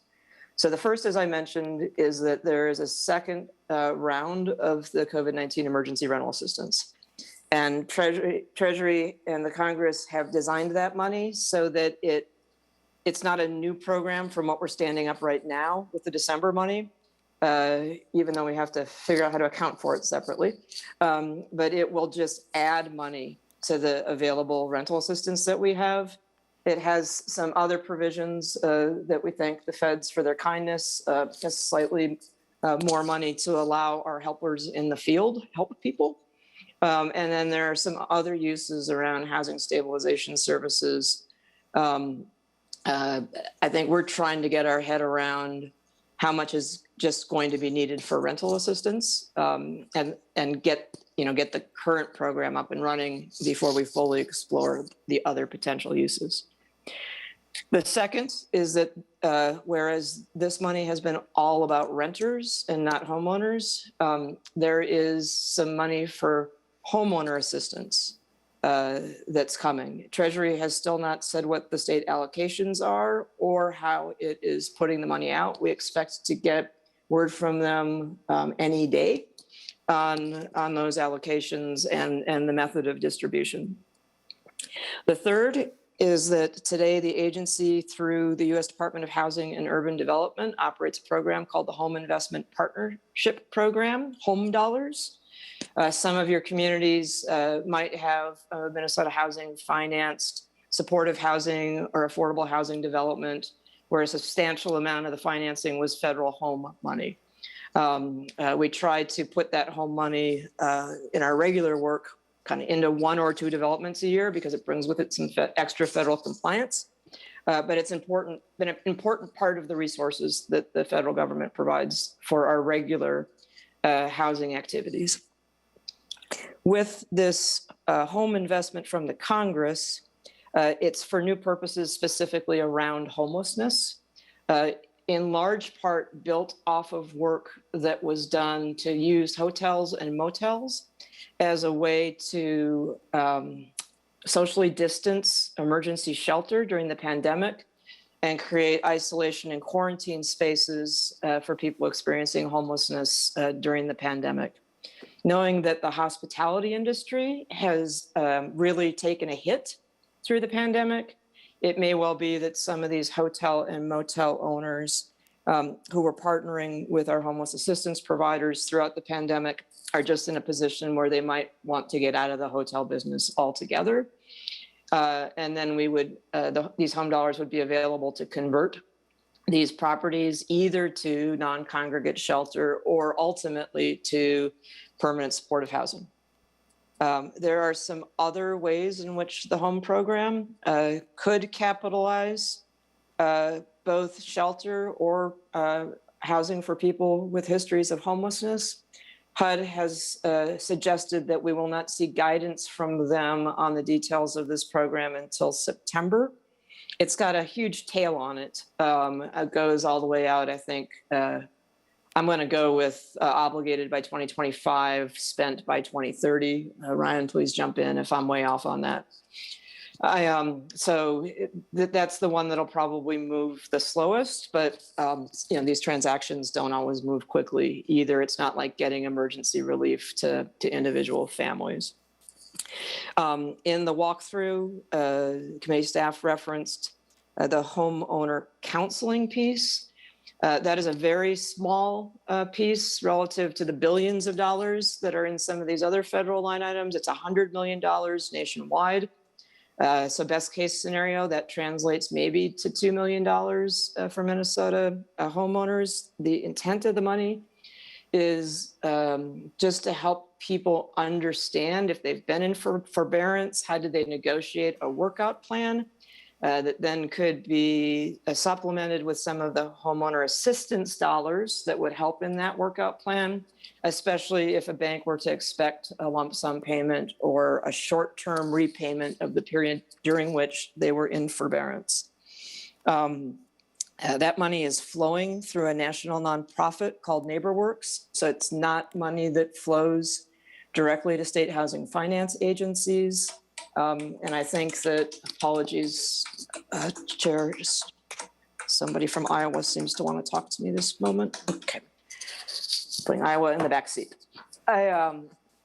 So we'll be keeping a close eye on that. As you all know, we have a strong network of organizations that have worked on home ownership counseling for many years in Minnesota. And so the question of who's best positioned to compete for this national money is one that we're in discussion with right now, and details to be determined.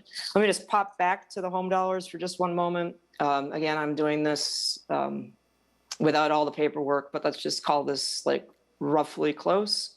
We expect between 60 and 65 million of those home capital dollars to come into Minnesota. Some of it's going to go through jurisdictions that already receive home themselves. I believe that's Hennepin, Dakota, and St. Louis County, Minneapolis, St. Paul, and the city of Duluth. And we would receive the rest. We believe that Minnesota Housing will be allocated just over 31 million, and the rest will go to those 6 local jurisdictions. So for now, that is my synthesis of what we know about the March American Rescue Plan bill and the pieces of it that are housing related or go to Minnesota Housing. And I think I gave my broader commentary on the bills that you have before you. So with that, I would suggest that Ryan and I just be available for questions, Madam Chair. I'm happy to take any that you have now or at whatever point it makes sense for the committee. Thank you very much, Commissioner. And to the Assistant Commissioner, too. Are there any questions? I do not see any. I think we will, if you could, just stay online. Oh, Senator Champion, you had an amendment. Is that correct? That is correct, Madam Chair. Is it Yeah, okay let's for move now? to amendments.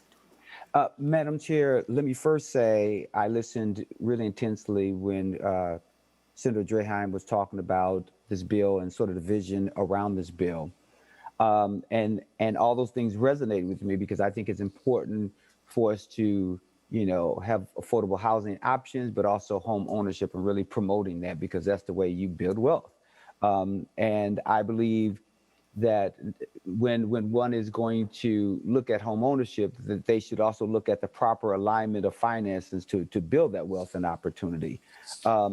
And there's one provision on line 68 that I'd like for you to turn your attention to, which is the Family Stabilization Program, also known as Built Wealth. So contextually, I think it's important to understand that in 2016, when Senator Hayden, former Senator Hayden, and I looked at the equity bill, and we didn't have it all in one bill. We also placed it, equity provisions in other areas, and this was one of the areas because we believe that there need to be an intentional strategy to achieve home ownership for people of color, women, and others. And so I think it's also important to understand that when you think in terms of intentional strategies, there has to be a desired outcome, right?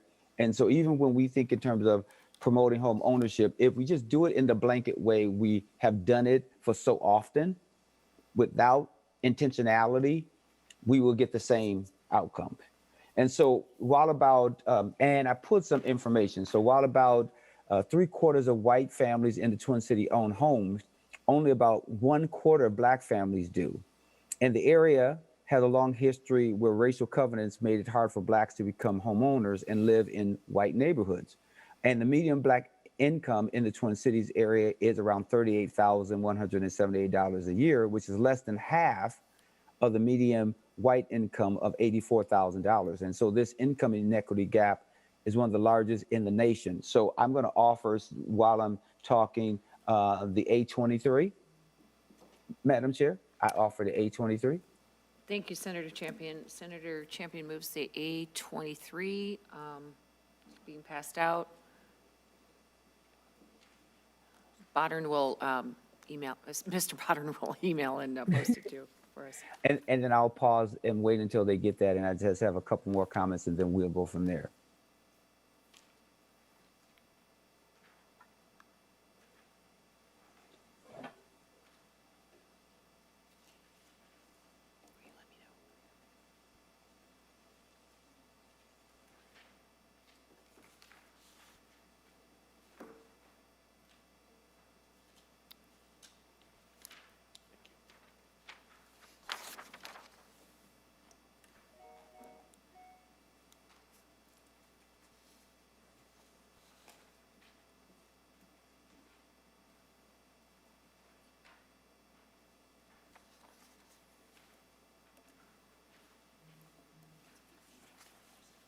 Okay, Senator Champion, it has been emailed.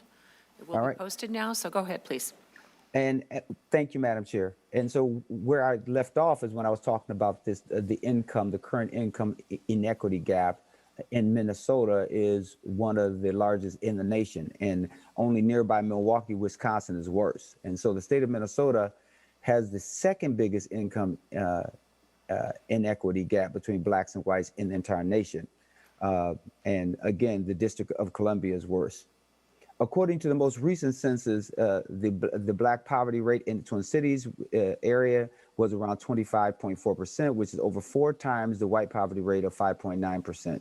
And the only reason why I'm raising this is because income equality is important, home ownership and building wealth, and the sort of wealth that you can hand down to your children and even use it currently for college and other purchases in order to improve one's quality of life. And so the A23 amendment really looks at build wealth, which is on line 68 on the spreadsheet. And Build Wealth Minnesota is an organization that has proved successful with providing financial literacy, but also providing pathways for home ownership. And in this bill, unfortunately, what Senator Draheim did is that he took away their base funding for this organization of color that not only serves people of color, but also serves Russians, serves Liberians, African Americans, Somali.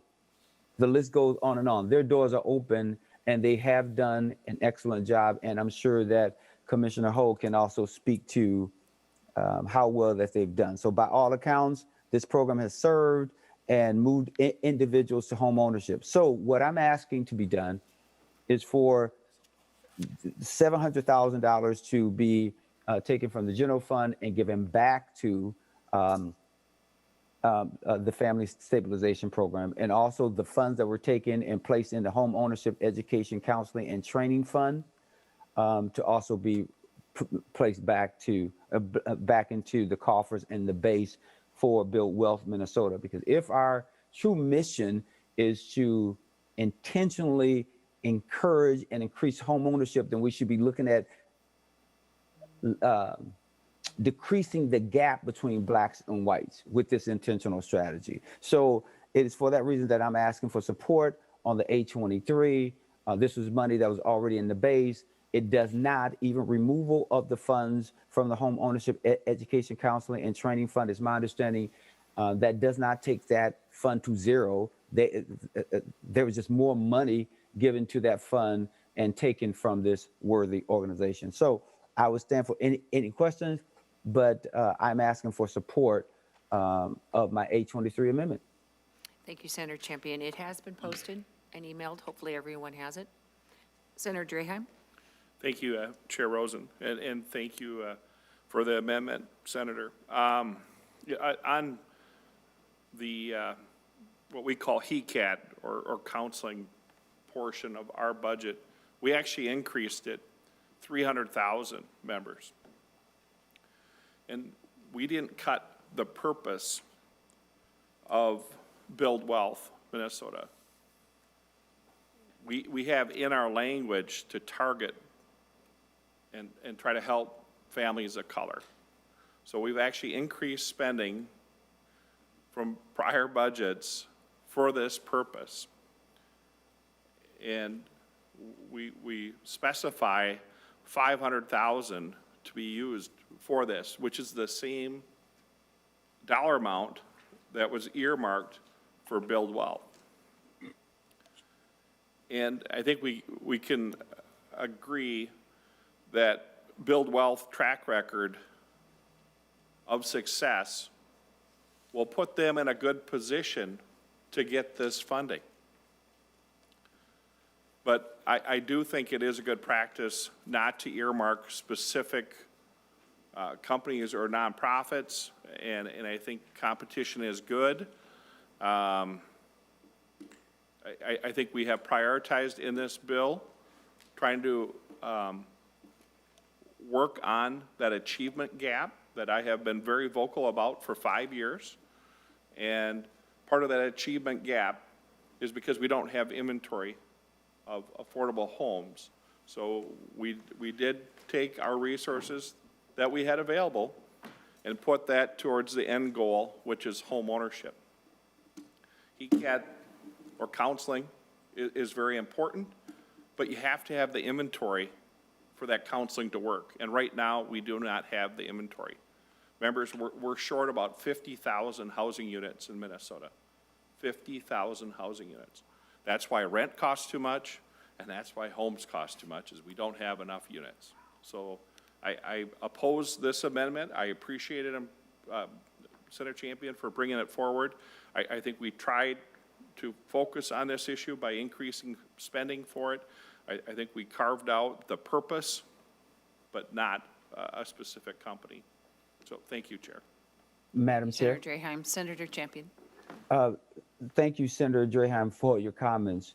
And Senator Draheim, I think that the words that you stated, I think you're well-intentioned, but I think strategically it doesn't make sense. There's a comedian by the name of Mom Mabley. I'm too young in order to actually have seen all the stuff that she's done, but she's always said this one thing that I do know, that if you do what you always did, then you're going to get what you always got, right? And so what that really means in layman's terms is, if you keep going back to the same thing that you've always done, you're going to get the same results. And this strategy around just putting money in a pool has never worked for communities of color. There's been no intentional strategy because of the inequities around resources to have grant writers and to have some of the other things. And so, in fact, you could achieve your desired outcome, Senator Draheim. In fact, you could have two mechanisms by which to increase home ownership for people of color. One is you could still continue to do the direct appropriation in the base to build wealth. And by the way, let's be really clear that whenever we want to talk about taking away money and for everyone to compete, it's always with people of color, because this bill is full of earmarks. You earmark things to a certain organization, to someone that you wanted to go to. As we see all the budget bills come through, you will see that. And I understand that sometimes there's an intentional strategy by which to do that that should be balanced with competitive grants, and that can happen with the home ownership education counseling and training fund. But it does not have to happen with the funds from Build Wealth Minnesota. And equity should be our goal. It should not just be doing something, making change for the sake of making change. The strategy that we put in place with Build Wealth Minnesota has proven successful. And in fact, Madam Chair, if you allow, maybe Commissioner Ho can talk a little bit about Build Wealth, because I know they work with them and they have to do reporting to them. And I just want to make sure that I'm not misrepresenting their success and or their reporting and the importance of Build Wealth Minnesota. Commissioner Ho. Oh, first, before Commissioner, I would like to go to Senator Draheim. Just real quick, I don't think there's any earmarks for any organization in the entire bill. That's something transparency is very important to me, and competition and new creative groups come forward with new ideas. So I just want to make that clear. Thank you. Madam Chair? Yes, Senator Pratt. May I just make a point of order, just real quick? You know, I just want to make sure that we conduct ourselves in a very professional and respectful way here. And I think some of the comments that Senator Champion made towards Senator Draheim, I thought were personal and directed, and I want to make sure, and almost accusatory. And I want to make sure that, you know, Senator Draheim's done a great job of trying to make sure that the same amount of money is still available, but yet there seem to be in those comments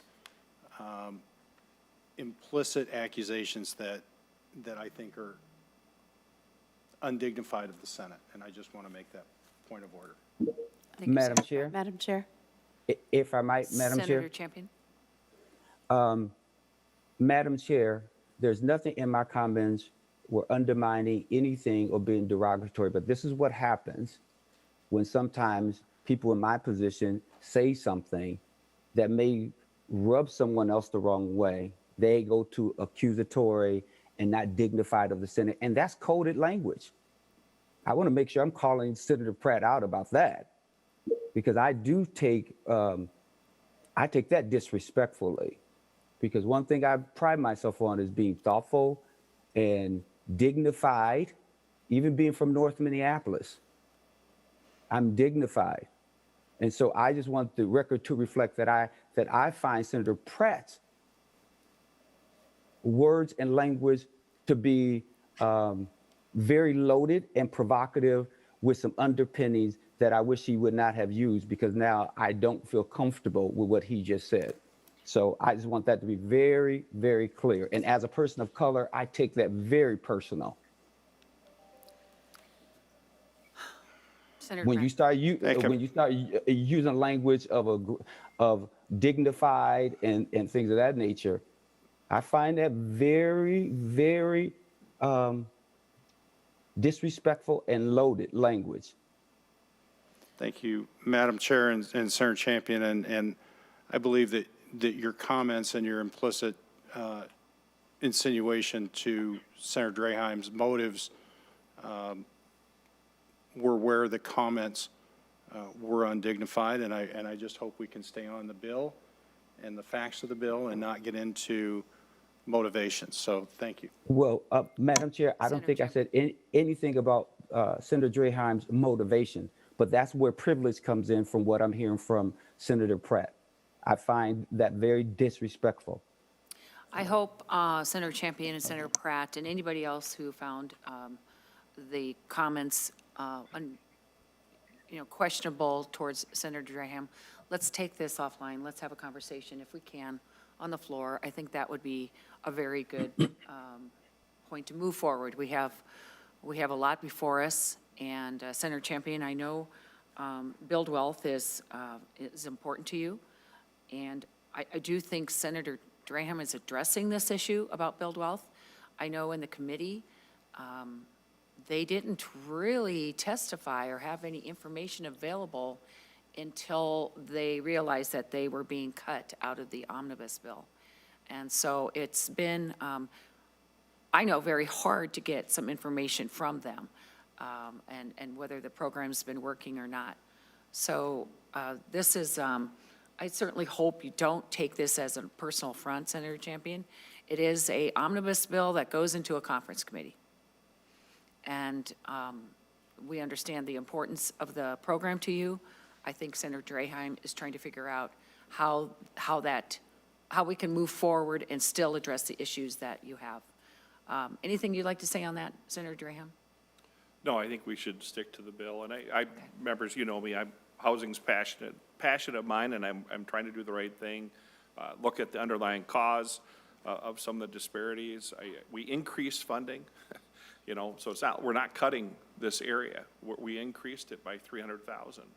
And, you know, we're trying to do the right thing. You know, we'll keep on moving forward with the process and go from there. But as of right now, I oppose this amendment. And Madam Chair, you were going to let Senator Ho testify before Commissioner Ho? I'm sorry, Commissioner Ho testified before another senator wanted to speak into the process that I didn't hear Senator Draheim say anything about. Thank you. Commissioner Ho, would you like to have a few comments on this? Chair Rosen, members of the committee, I can be very brief. Just to report that Build Wealth is meeting the goals that they have with the agency. And that since July 1st of 2016, Build Wealth has served 1,180 households.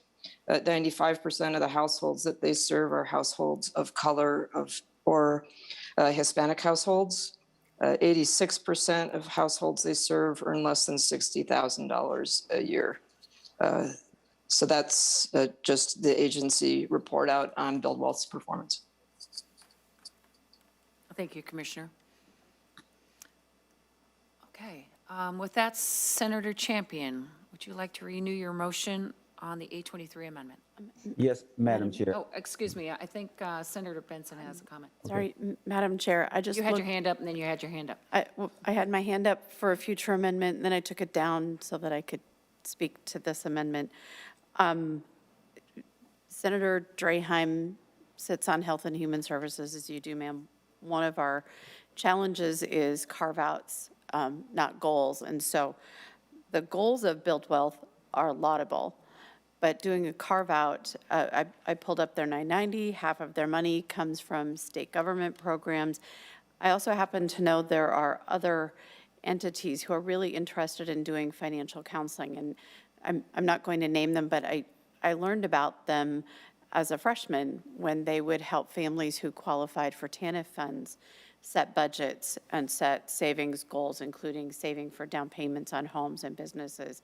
And by carving out for Build Wealth, then you leave all of them off, leave them out of the ability to use those skills that they use to serve TANF families to help with homeownership. And so the goals are laudable, but by carving people out, you actually leave other organizations, other entities who serve our communities in different ways out of the ability to help with this homeownership goal. And so, Senator Champion, I'm going to oppose your amendment. I think Senator Draheim's on the right track to let this be broader and more competitive. Senator Champion. Madam Chair, I just renew my motion. Thank you, Madam Chair, for hearing my thoughts about this. I stand by the thoughts that I put forward that I think is both Build Wealth is laudable. Their work is impeccable.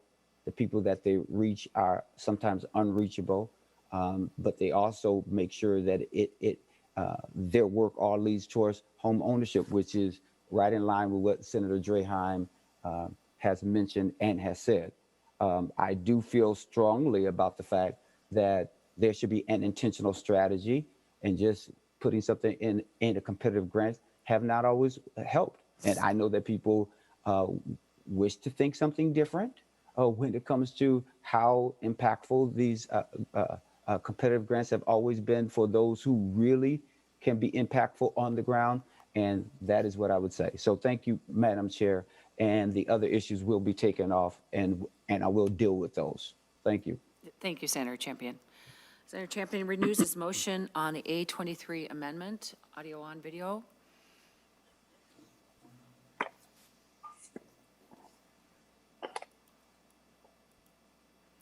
All those in favor of the A23 amendment, please say aye. Aye. Aye. All those opposed, say nay. No. The motion is not adopted. Members, we are going to go into recess here, but I do want to just ask, we have one bill from Senator Benson that was, I believe, a Senator Port bill. And could I ask if anybody else has any amendments?